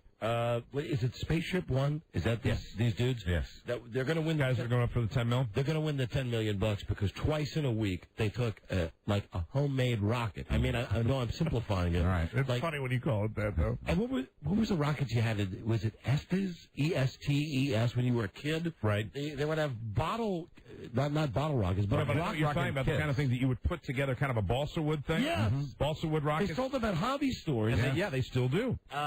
Anyway, these guys are doing this obviously on a much higher level, but it's cool to see this like homemade rocket ship that gets lifted up into the altitude by a couple of planes and then gets let go. And I'm sure you've seen They fire the rocket, and the guy had some cojones because he got up there. It went into a roll. They told him to shut down the engine. Oh, that was the last week. And the last week, and he kept it going, even though he might have bought the farm with that. So today it was a second different pilot. It happened today? No, today the guy went up. There was no rolling like in the first time, but they went up, came back down, landed perfect. Oh, really? And he did get to the right height and all that. Yeah, and what they're saying is these guys now, and I think Paul Allen, the Microsoft, were you almost? What? Almost? Were you yawning? No, it's definitely a cough. Oh, it's got a little hair in my throat. The guy Paul Allen. Hey. The guy Paul Allen, the billionaire guy. Right. He's one of the guys that's involved with this, and I saw his reaction was the $10 million means nothing. What we want is, and it's almost like a Jetsons thing. He said people don't realize that the implications this is going to have on space travel, that we're going to, this is an untapped market of billions of dollars. We are going to put hotels in space. Right. We are going to put shopping malls in space. You will fly to space to see a movie. Now, that's pretty cool. Very cool. Even if it ain't going to happen today. But it's about time, It's about time the future started getting here. Mm-hmm. Right. So bright, you got to wear shades. I know you would be first in line. I'd go in a heartbeat. If you had a shot to go up there. I would go in a heartbeat. That'd be the coolest. That would be. Hello, Don and Mike Show. Hey, buddies. Hi there. How you doing? We're doing great. Hey, I got an idea for you to keep your wife from watching football with you. Yeah. Now, come on, entertain his idea because we should listen. Because, if you're going to give me the OJ advice, I want to tell you that that's not going to work. Here's what I do. I just turn to a station that I know my wife can't stand, like a science channel. Give her about 5 minutes, she's up and gone, and I'm all by myself. Yeah, listen, see, the thing is, my wife would embrace that. Yeah. She would love the channel. Oh, Discovery Network. Sure. Oh, this is good. No, wrong. Hello. Yeah, and you were very nice to that guy. Yes. You didn't congratulate him on having a dumber wife than yours. Hello. Don and Mike Show. I put on that science channel. She gets right out of there. She can't understand it. Hello, Don and Mike Show. Hello, you're on the air phone scan. Hello? Yeah, hi. Hey, I was going to ask Rob. Hi out there. Oh, hi there. Hi there. Hello? Yeah, go ahead. So you're going to ask Rob what? Did he have anything to deal with naming that station in Texas? To do with, you mean? Yeah. Naming what station? K-I-K-K? Kike? Oh, dear me. I don't think that's how you pronounce it. No, that seems is not. And I'm sure that's not how they are referencing the station in Houston. Okay. All right, you'd be kicked. Hello, Mike Show. Ignore the 3 Ks. Right. Would you give me like a... Yeah, in the 3 Ks, KKK, Rob. Yes. Coming up on 5 o'clock, you're listening to the Big Kite. Oh, dear. In Houston. I don't think so. No. I think it used to be country. I think it was country. It was. Chicken country. That's or something like that. Yeah, it was a country station. They haven't gotten around to changing the call letters. K-I-K-K. With a K? Hello. Don and Mike Show. Maybe they did spell country with a K. That's funny. But didn't they have one here, too, in Washington? There was a Kicks Country. Kicks Country. There was always a... Wasn't this Kicks Country? No, CXR was 105.9. CXR, that's right. Hello, Don and Mike Show. Phone scan. Hello. Hello, Don and Mike. Yes, we are. Hi there. Hi. I was thinking of watching the vice presidential debate tomorrow night, and I have a question for you. What do you think is worse, the lump on John Edwards' lip or the milk dud on Aaron Neville's eyebrow? I got to go with that John Edwards thing, and for a long time, because I'm used to seeing the Aaron Neville growth. Right. The thing with John Edwards is that's a thing that looks like he should have taken a pin to it about a month ago. I realize it's that. permanent now. Well, I think it is permanent. I was watching CNN's People. It's a feature they have. Even though it's hosted by Paul Eisen, I still watched it. And they profiled both vice presidential nominees, actually the vice president and John Edwards. And the one thing I noticed, it seemed to me that early in the day, he actually didn't have that thing on his lip. that it's arrived. I mean, maybe I'm wrong, but there were lots of pictures of him, or maybe he did because there was one shot of him when he was like in law school. He had a mustache. But the other thing about Vice President Cheney that I did not know, and you got to tip your hat to the Republican guys that keep this out of the limelight, is that he's had a couple of DUIs. I'll drink to that. I didn't know that about Mr. Cheney. You didn't know that? I knew about Mr. Bush. But I'll drink to that. And Don, you were saying how long ago did it happen? I said, way back when, because he's an old guy, and you said back in those days you had to really. You had to do some driving to get one of those. If you're in the 50s or the 60s and you get a DUI, man, you got to be like plastered to the limit, and you got to say something awful to the cop. You got to insult the cop back in the day to get busted on this. It was amazing. The thing about John Edwards, though, I thought, like, right after they got him out of law school and they showed him as like a young lawyer, I thought maybe it was just smaller, but it looked like it was not as pronounced. But now it just drives me nuts. Depends on the angle they photograph him from, but it's like a colorless mole, basically. Yeah. Don and Mike show. Hello. Don and Mike. Yeah. Please help me. Why? Don wants to shove his fingers in me. Oh, it's Rob's finger guy. Yeah. For goodness sakes. Hello, Don and Mike show. Call Rob at home with that, please. Didn't need to disguise his voice.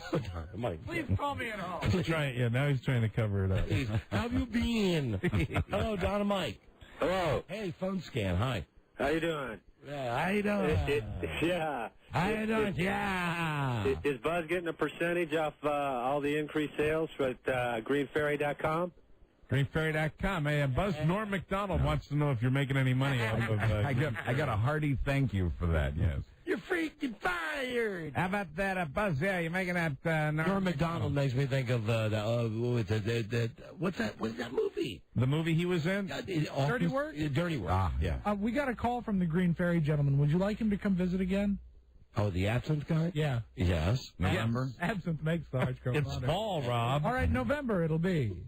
How about a good election party? Yes. How about a good election day show? Oh, my God. You imagine that? I don't know when he's in from wherever he lives in the Czechoslovakia. That's it. Prague.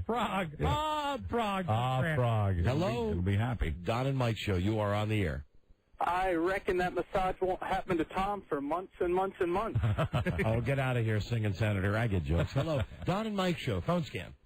Hi, this is the crazy girl with the polyester joke that nobody liked. Who is this? This is Remember the Is that a nickname, Rob? The girl that nickname. Yep. Nickname. I got to go with the guys on this call, Buzz. Okay. She identified herself how, fellas? It's a crazy girl. From polyesters that no one likes. No, yeah, who had the polyester joke that no one liked. Oh. Yeah, well, that was a good call. Hello, Don and Mike show. Sorry. Hello. Hello, please don't Hello? listen to the radio. Hello, you're on the air, darling. Hi, how are you? Oh, hi there. Yes, go ahead, young lady. Oh, hi there. Sorry. Hey, do you know that Joe Rogan guy? He actually used to host the Ultimate Fighting Championships. Ultimate Fighting, he hosted that. That's another cheery gig, and I'm sure he tells his money fans that was beneath him too. Man, he is a carp, isn't he? I know. He's a tool, I know. What a carp. Yeah, come on, give me a scrap. Mike show. Hello. I'm starting to like being a DJ besides that guy. Hello, Don and Mike show. Yeah, suddenly you feel pretty good about yourself. I'm bleeding. Oh, Rob. Oh, no, okay. That was a finger copycat guy. Hello, Don and Mike. Phone scan. Hey, guys. How you doing? Very well, thank you. Good to hear. So what's going on with the website? Are you guys... Hey, listen, dude, do you listen to the whole show? I haven't. I'm sorry. Okay, whose fault is that then? We had... Hey, come on. No. Now, hold on. You're going to call... Your tone was kind of like, hey, what are you up to? Now, don't you think we can reverse it on you when Don's already discussed the website in great detail? Fair. Okay. I hope you guys are capitalizing on that. Huge. What? I hope you guys capitalize on that. Huge. You got to take advantage. We are going to tell me what meteorological event is about to hit your mom? I think a prize is in order. No, I think a hurricane. The hurricane. That's the new one. The hurricane. A tornado. But what did you want? Seriously, we'll give you the last one. Or a tornado. Either one. What did you want to know about the website? I just... My ass. Hello, Don and Mike show. Don and Mike. Did you hear Dale Jr. say the S word in Victory Lane there yesterday? No, but I read about it, and NASCAR has fined him a bunch of money. Yeah. And here's what Dale Jr. said.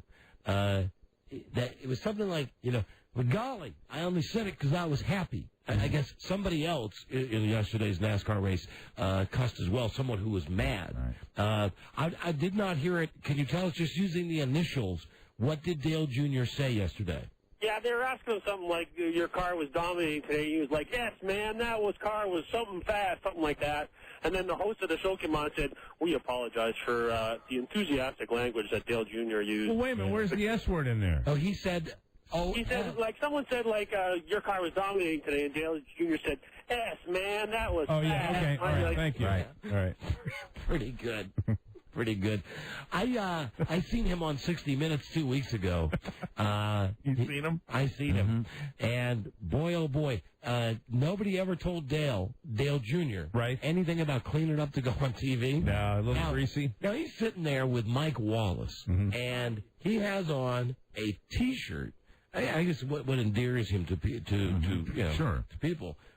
He's got on a T-shirt. I got no problem with that. He's got on a dirty hat. Right. I've got no problem with that. But as the interview goes on, I was looking. I wish I would have remembered to bring this up last week when the interview had aired. He had dirt under his fingernails. Really? Now, I realized that he had probably just come from the track to do the interview. Probably working on it. Right? But when he was talking about the wreck and where his car caught on fire. If he was going on 60 Minutes, he could have at least stopped at Elizabeth Arden. He said he was talking about how he didn't realize how he got out of the car, and he thought that his dead dad had pulled him out of the car. Wow. And he said, and I was talking to my PR guy, and he's like all these sports guys, talking with his hands, and I'm just looking at the incredible brown and black lines that I see underneath each of his fingernails. Aren't those guys handled, though? That's what I'm wondering. Do you think maybe it was by design? No. Hey, put some grease under your fingernails? It could not be by design, because he really didn't look like he had washed at all. When you first saw the dirty fingernails, did you think you were watching Andy Rooney? No, I thought I was watching Scott the Dwarf. Andy Rooney, who really... he pops into that office. That's when he's on TV. That's the best he looks. Right. Can you imagine what his office smells like? Oh, I bet you if you worked on those long talons, you would get like a 5-pound bag of body. At about 60 Minutes, I didn't see it because all the games were on yesterday. I saw the billboard. Did they do the Parcells thing? It was they did it at the end, right? Was that any good? I didn't watch it. He looks like the lady that Cynthia Nixon's dating. Did they address his orange yellow hair? I thought that might have been a repeat last night. The Parcells. That was a new profile. It was a new one. I think so. All right. Hello. Maybe not. I don't know. Hi, Don and Mike. Hello. Don and Mike. Yeah. Hey, is Rob A there? Yeah. Hey, why did you make that stupid Dark Horse commercial? Rob, would you like to answer? I think Rob's very proud. I think it starts with M and ends with Y. I was going to call him a whore. Yeah, well, you'd be right about that. He's the biggest whore. What can you do, right? Yeah, but can you say it like Rob says it? Whore. No, the product. Oh, Dark Horse. See, I'm not making any money either. But even though you screwed it up, Rob's annoying, and I'll give you that. It's one goddamn annoying commercial, but it does draw attention to whoever the product is. Some car you're whoring? Yes, I can't recall. There you go. They've gotten one. Yes, maybe two. No prize for you, though. Oh, why not? Just cause. Just cause. Because why not? Hey, Don and Mike show. Hello.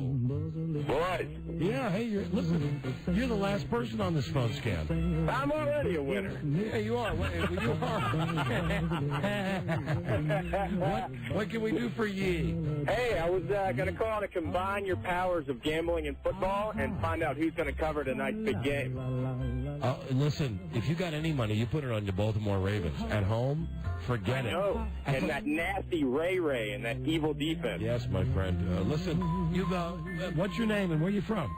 Jason from D.C. Jason, you have got a movie. In a world where owning a radio was strictly forbidden, I wanted to see this. Man found a way to bring good news to his people. He made it up. I never saw it. The movie Envy on DVD from DreamWorks. This is the movie with Jack Black and Ben Stiller. Ooh, okay. Where Jack Black has the idea for the idea. The Super Scooper. Yeah, that's right. I wanted to see that. That was like in for half an hour. Right, and it looked very funny, but it was not in the theaters long enough. And obviously it sucks so bad, we're giving it away now as a DVD. So enjoy it, and thank you for listening. Thank you. All right, hold on a second. Buzz, yes, we played your intro. It's time for the news and comments. And what is your lead story tonight? Today, did Al-Qaeda find a way to poison our troops? Okay. All right, we'll stay with that. Stay tuned for news and comments coming up on the Don and Mike Show. That was very professional. This is the Don and Mike Show. What's the word from Planet Crackpot? The Don and Mike Show. Johnny L. Yeah, that's a good idea. Let the guy that shot him out of jail. I mean, ridiculous. That's a good idea. Now, in their 20th season, it's the Don and Mike Show. Time for Buzz's news and comments now. Buzz brought to you by Smoke Break. This is good. Smoke. Smokers break the nasty habit without gaining weight.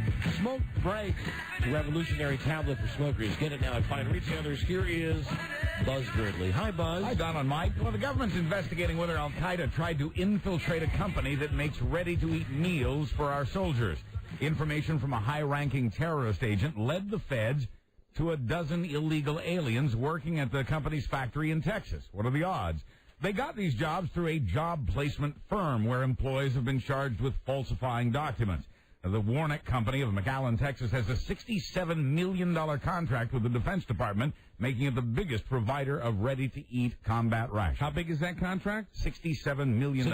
What state are they based in? Yeah, Texas. Okay, so this is not outsourcing. This is not going outside the United States. No, but keeping it in Texas. Keeping it in Texas. Yes. It's interesting. It's enough to drive today's modern soldier to drink, if only they had a beer. The feds have tried to shut down beerforsoldiers.com. It was a website that asked patriotic Americans to send beer money for the troops overseas. Sure. The feds say they know the soldier who started it meant well, but that it's also illegal under military law. Oh, come on. Quoting Tom Petty, Sergeant Dale Rogers, Company C, just outside Fallujah, writes, "I won't back down." He says he'll turn the website over to his brother, a civilian who's not subject to military law. There you go. Good move. For now, though, sadly, the website's new slogan is, "The site where you cannot buy us a beer." And you know about and that's not even what you're talking about, Buzz. It made me think, and if I've said this before, tell me, and I promise I'll shut up. I don't dig that a lot of the people being killed in Iraq and being beheaded and stuff are people who are going over there for jobs. I guess I have said this before. I can't imagine you'd be so desperate for a job in America that you'd go to Iraq.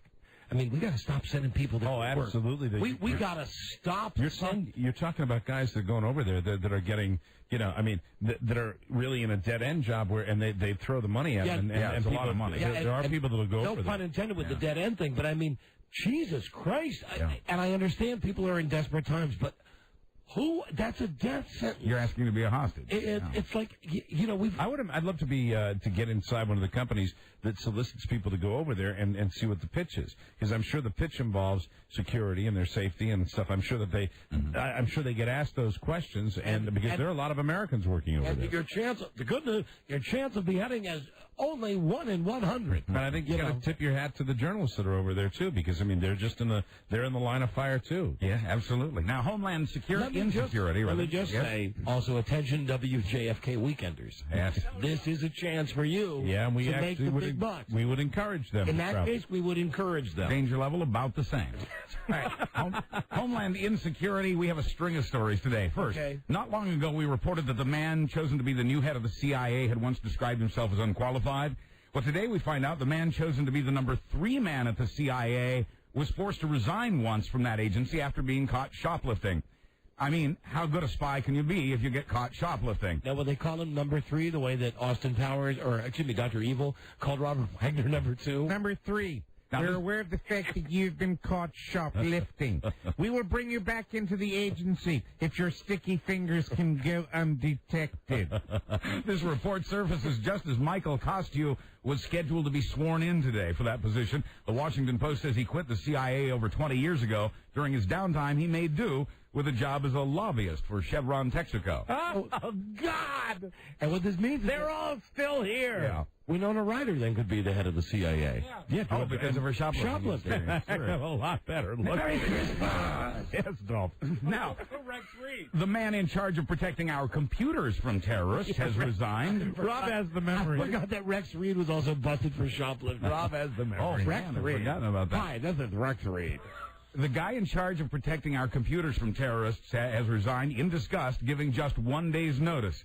After 1 year with the Homeland Security Department, Cybersecurity Chief Inane is said to be frustrated over the lack of attention the department's giving to protecting those computers. He couldn't have been more qualified, coming to us from the Symantec Corporation, which produces the Norton antivirus and other protection programs. Oh, incidentally, his last day was Friday. My subscription has expired. Yes. And on Norton antivirus. Right. And I just keep clicking, remind me again in 15 days. Yeah. Okay. So come on. Go ahead, invade my computer. Yeah, go for it. What the hell? I use the other one, the second tier one, Cramden antivirus. Because I know that you know. Right. Okay. Rich Eisen, this is why he's our guy on Fridays, and he's on the NFL Network with his Total Access show. I'm watching the show over the weekend, and and they have a clip of Belichick, the coach of the Ravens. The cold coach of the Billick or Belichick? Brian Billick. Brian Billick. Of the Ravens. Okay. And he's talking about playing against the coach he's played against before. He says, it's like the Abbott and Costello thing. He says, I know that he knows that I'm going to do this, so if I do this, then I know that and they come back to Rich Eisen, and he says, without a beat, he says, that's funny, I don't remember it like that. I remember it from an Eddie Murphy movie called Raw, where it was, hey, Fred, I wanna, and then he moved right along to the next highlight. That's good. That is pretty hip. That's why Rich Eisen's pretty funny. Yeah, because Rich Eisen is, that's pretty tightly controlled network, and he knows he can probably sneak that by everybody. Who doesn't remember Eddie Murphy in that red suit? Yeah. Hey, Fred! Norton. I know that you... Right. Yeah, you know that I know that you know that I want... Yeah.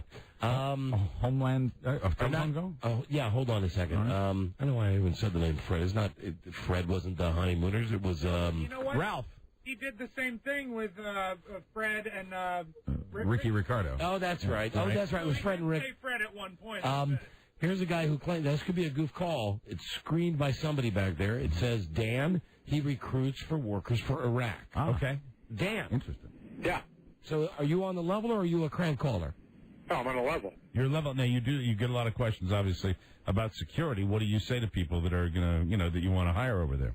Actually, you don't get a lot because people pretty much take it for granted. It's hit or miss, but the bottom line is they're going for the money. Right. Hey, but dude, I mean, on some level, that's bad karma for you sending people, isn't it? I mean, God, it's oogie. I mean, to think that someone would be so down on the luck that they would take a job in Iraq. I don't think it's people that are down on their luck. But they're not down on their luck. They may be making $50,000 in the States. Right. They can go over there and make $150,000. That's it, and that's the bottom line. Mm-hmm. People do that, and they want to go over there. It's like it's like a guy that goes out on an oil rig off the off the coast, and they know that they're going to make the real big bucks because they're away for so long. It's anybody that goes to an overseas position. I understand. I remember my brother-in-law was working for an investment banking firm here in the States, and had an opportunity to go live for 2 years, I think it was, over in Japan because he was doing a lot of work over there. And, overseas work has always been the big bucks, and if you're going to a danger area like the Middle East. That's what I'm saying. That's the difference, though. You go to Japan to work. Oh, I can do that. You're talking about going to Iraq where the chances are you're not coming back. Well, I'll tell you, he uses a guy that's making like $50,000 prior to all this stuff going on. If you were going to an average Middle East country, you'd probably go over there and make maybe $80,000, maybe if you're lucky $100,000, but they triple it because now it's Iraq. Isn't that right? Plus the chances you are coming back are actually good. And plus it's $10,000 extra if you stay the whole 12 months. I guess it's you survive. If you live, you get an extra $10,000. I guess it's just those crazy beheadings that I can't get out of my mind. I mean, your chances of living are pretty good. Just forget the guys who have had their heads cut off. Right, exactly. The guys that were over there. 40, what are we talking about here? Right. Mm-hmm. Anyway. You figure a total of $160,000. Most of the people that go back over did 4 years in the military getting paid nothing. Now they go over there for $160,000. Right. Dude, That's interesting. You hire a lot of people from the military? Oh, a lot of guys from the military. They care less about the beheadings. Dude, I've been rich and I've been poor. I want to tell you something. I'd rather be alive. Mm-hmm. I'd rather be alive. I'd rather be dirt poor like I was when I was bankrupt. And you also mentioned, I mean, it's one thing to get killed. It's another way to go that way. The way those. Oh, my God. Unbelievable. Yeah, okay. Homeland Insecurity Part 3. All right. In Hamilton County, Ohio, around Cincinnati, the sheriff issued a terror warning last Thursday. He emailed thousands of schools, businesses, and shopping malls based on what he called new information about a possible attack in the Midwest before the election. Mm-hmm. The feds have no idea what the man is talking about. They say there is no new information. The feds say they're the ones who are supposed to send out the terror alerts, not Sheriff Simon Lace. Oh, here he is. Oh, hi there. There he is. The sheriff. That is John Kerry. Co-signed his letter with the mayor, quoting one of his lieutenants, "We want to be ahead of the curve." Or as Barney Fife would say, you got to nip it in the bud. You got to nip it, Andy. New information. The latest threat to our security, however, may be crazed nuns armed with hammers in Denver. Oh, now listen, Bud. How can I? Shouldn't I get a pass on this? No, you don't get a pass on that. But I use hammers, damn it. You know, now you're just being flagrant. Yeah, well, you got to tell them to turn it off. Yeah, well, please turn it off. I think you got to live with this, and I think our listeners got to live with it. May as well, I'm going to say it again. In Denver, 3 nuns have been convicted of sabotage as a pacifist protest. I want everybody to know this is Buzz's fault. He loves saying the word he can't say. Oh, God. I've turned his microphone off now. He can't even speak. Oh, dear. You're enjoying the sounds of MC you-know-who. Right. Because Buzz said you-know-what. That's our word alarm. Word to your mama. He can control himself now. Do you think you can get through this without using the H word? I will try. I didn't know that I wasn't to use the word. Click, click, click, I knew there was an alarm risk. Right there, it's off. All right. I'll be more careful. Okay. So, 3 nuns convicted of sabotage as a pacifist protest, pounding away at a nuclear missile silo in the area. They also marked the silo with a cross made from their own blood. They used tools. They used tools to do what's been described as minor damage to the missile silo. Their lawyer says they shouldn't have been convicted of sabotage because they did absolutely nothing to impair our national defense. Outside a courtroom, a group of supporters held a banner, something about swords and plowshares. All 3 nuns will spend a couple of years in prison for their effort. Really? A couple of years? Yeah, 2 years for one of them and 2.5 years for the other. No, technically, you said it a couple of times, though. You know what that means, though? Well, they didn't. Hot nun prison love. Rob, you're always thinking of the screenplay. How many times did you say it? Don't look at your script. I only said the word once. Really? Yes. Now, it was in the script a second time, but I avoided it by using the word tools. Okay. Tools, right. Thank you. Yeah, yes. I have a different script. He said it like a million The first times. time is when he said nuns armed with hammers. Mike! Oh, what have I done? My hero. Yeah, funny. That's funny. Now let's turn Mike's mic off as well. I just want to... I have Buzz's mic off and I have Mike's mic off. And Mike, you can bounce your head up and down all you like. I'll tell our listeners right now going nuts, this is all Mike's fault. This is all Buzz's fault. Listening to this guy with his parachute pants. You're trying to say something, but you can't because the microphone's not on. Okay, now... Click. There you go. Everybody, please behave yourselves. Please. All microphones are back in the on position. I merely chuckled. After falling 8 points behind... Right, don't do it. I'm not saying it again. Don't do it. After falling 8 points behind in the polls, John Kerry has again pulled even with George Bush. Kerry's recent... Oh, hi there. There's John Kerry. Hi, John. Kerry's recent debate performance gets the credit in the latest CNN Gallup poll. With the election less than a month away, Kerry's raced ahead of the president on economic views, voters favoring Kerry by 7%, but Bush still leads on terrorism by 17%, and on Iraq by 7%. The president also still leads the leadership rating, with only 37% seeing Kerry as a decisive leader. But the survey also shows Kerry leading Bush on the question of which candidate cares more about people, 49% to 44%. In the intelligence rating, Kerry 48, Bush 38. Here's Kerry. Oh, hi there. How do you do? Hi, Mr. I'm Kerry. your new neighbor, so very nice of you to call. Senator Kerry. With his dog. His dragon. Down, Spot, down. Oh, it's a dragon. Spot. Down, boy. Yes. Scott. John Kerry. Spotty gets so excited when we have company. Oh, Won't hi. you come in? Yes, thank you. Ah, fine. Fine. Why are you staring at me like that? Well, you're John Kerry. I mean, haven't you ever seen a person with green skin before? Or did I bolt my head on crooked this morning? There it is. There you go. John Kerry. There's still a lot of attention being paid to the latest CBS Boner, the phony memo story over the weekend. Brokaw. Watch it, Shock Jock. Both Brokaw and Jennings came to Dan Rather's defense. The fair and balanced Fox News, meanwhile, is apologizing for a little joke it made about John Kerry. The Fox News website featured a story from one of its campaign reporters that looked legit, but it was full of made-up quotes from Kerry. Quotes like, I'm a metrosexual, he's a cowboy. Didn't my cuticles look great? What a good debate. Apparently, it was a joke that was never meant to be posted on the website. Fox News says the reporter has been reprimanded for his lapse in judgment in calling it, quote, a poor attempt at humor. The reporter's been instructed to go back to his job making a poor attempt at journalism. And I saw the picture of the anchor guys. Poor Rather, who up there looks like a mental patient. Yeah, really, looks like he's been rode hard and put up with. With the bags under his eyes, and you got the other two dopes that are sitting up there. They're all on big high stools, the dinosaurs, high chairs. They're all up there, and they're wearing shirt sleeves to show that they're regular guys. Right. And easy for them to, and as Brokaw to mumble, and Peter Jennings in his pretentious way, we're with you, Dan. And meanwhile, if you want to know what Dan Rather's response was, I know it's an awful movie, but go and analyze that. Right. And at the very beginning, when De Niro is pretending that he's crazy, that's exactly what Dan Rather's response is. He's got these two guys, both of them trying to be very eloquent and be as concise as they possibly can, saying, we're with you. And Dan Rather's in the middle. Just babbling. Looking at both of them, drool coming off his chin. Not a good moment for Dan Rather. One flew over the anchor's nest. Not a good moment for Dan Rather. Meanwhile, somebody from Canada, what was I reading somewhere? This is why it's dangerous for me to read. Right. Nobody in America cares about the hockey guys going on strike. Right. But in Canada, and a shout out to everybody in Toronto listening, it's a big deal. Yeah. And the president of Canada went on TV with the equivalent of the Dan Rather of Canada to have like a town hall meeting because Canadians are pissed that there's not going to be any hockey. Oh, it's like if they lost their football. The crisis. Yeah, right. It's a huge crisis for them. And anyway, they were saying that this guy who went on TV, he's the Canadian Peter Jennings. And I said, well, hold on, wait a minute. Peter Jennings is Canadian. Yeah, there you go, Mike. Right, that's why you can't trust the best. Always remember the Canadians. The president irritates a couple of allies. That's our story when we come back. We will be right back. This is the Don and Mike Show.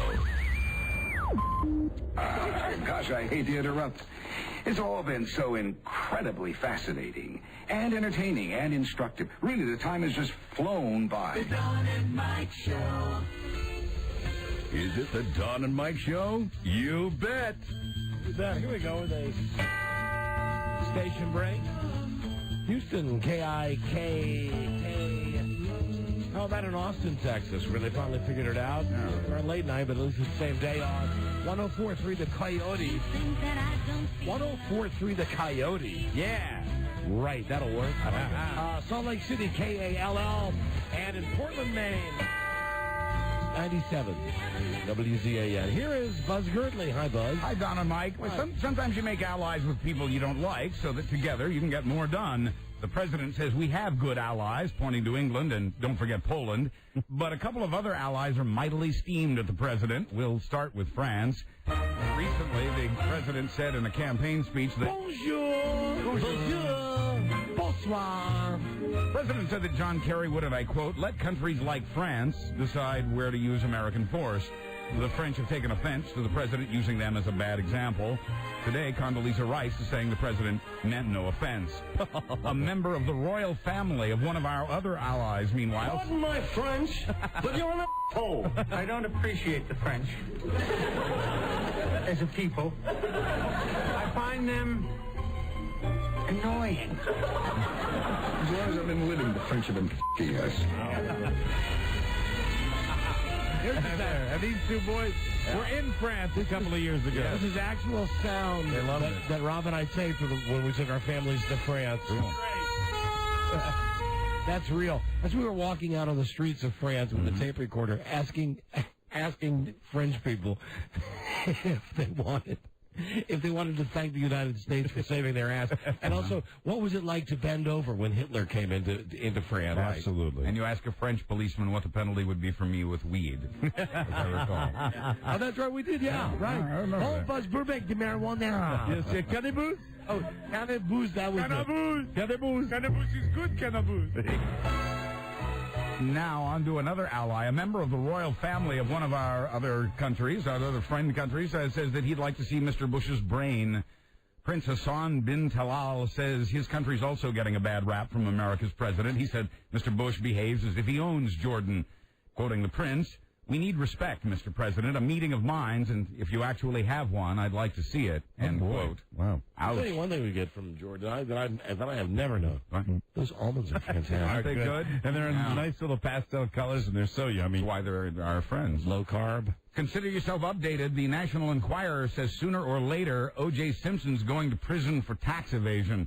The increasingly credible tabloid, quote, Simpson's sports agent, Mike Gilbert, is saying he has proof O.J.'s guilty of massive tax evasion. First Al Capone, and now O.J. Now O.J. That'd be great. Yeah, Al Capone didn't go up the river for the St. Valentine's Day massacre, but they got him for tax evasion. Right. O.J. didn't do it, didn't get it for his wife, but now he's going to go away. Someone call Sean Connery and Kevin Costner and have them do a remake of The Untouchables. That's the Chicago way. He puts one of yours in the hospital, you put one of his in the morgue. That's the Chicago way. You're going away for all day. The report says massive tax evasion is good for up to 5 years in the slammer. The sports agent, says O.J. failed to report the $1 million he made from memorabilia and interviews and hid $1 million in property that was supposed to compensate the families of murder victims Ron Goldman and Nicole Brown Simpson. That is massive. Gilbert says O.J. also confessed to him that he did, in fact, kill his wife. Massive? And have a massive tax. Hang on to something, guys. A new study says women who don't wear bras have the lowest rate of breast cancer. The study also says that firm but gentle massage in that area can help a woman avoid the disease by increasing blood flow. George Michael. Sometimes we don't comment. Man breasts. You got me with that one. Hey, George, I'm George Michael. The New York-based Natural Health and Longevity Resource Center studied 4,700 women. The highest rate of breast cancer was found in women who wear bras all day and all night. All day. The study says the restrictive nature of the garment is to blame. The researchers recommend women wear their bras for less than 12 hours a day. Get rid of them. Get rid of them altogether. Better still, Mike. Better still. Right. In sports, lingerie football is now a league sport. The company behind it says the league will feature 4 teams of models and aspiring actresses. Are these the schmucks that we had on the show a couple of years ago? They tried it, I think, on New Year's, and it went well enough that they're doing it again. Haven't we always wanted to be involved in a sports team? Yeah. Don't you think we should have our own team? Sponsor a team? Sure. Don't you, huh? Yeah. I don't think so. Hey, come on. I don't think this is the venture for me. Over 300 women have reportedly turned out so far. The girls are told they have to be, and I quote, well-spoken, intelligent, and athletic. Batter up. I tell you what I like, though. I like the story about the breasts. Hi, this is Arnold Schwarzenegger. This scene with the enlargement of the breasts was fantastic. Fantastic. And finally, this is not a joke. This is real, a true story. Peacock is not that unusual a last name for a family in England. Hey, listen, you're killing me with the dirty words. You had 2 of them in a row. It's a bird. It's a colorful bird. It's the symbol of the National Broadcasting Company, the peacock. It's a colorful bird. You bet it is. Yes, it is. Watch it, Burbank. I am. I'm going to be very careful here, and not once will you hear me talk about anything that will set off an alarm. Very good. In Bedford, England, because it's so common, a couple with that name named their son. With what name? With the name Peacock.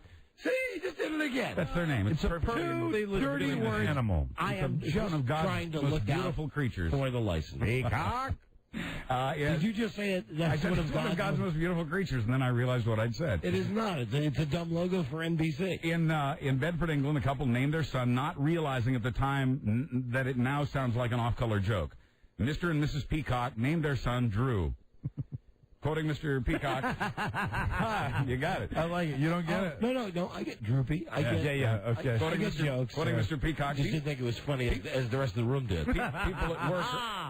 Quoting Mr. Peacock, people at work are already saying, "Hey, there's Droopy's dad." I'm Buzz Burbank. Oh no. On the Don and Mike show.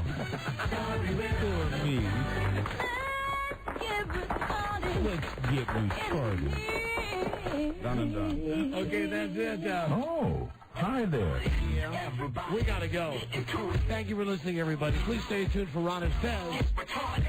That's a good show. They're coming up on WJFK, also Live 105, Tampa Bay on 1010 The Buzz.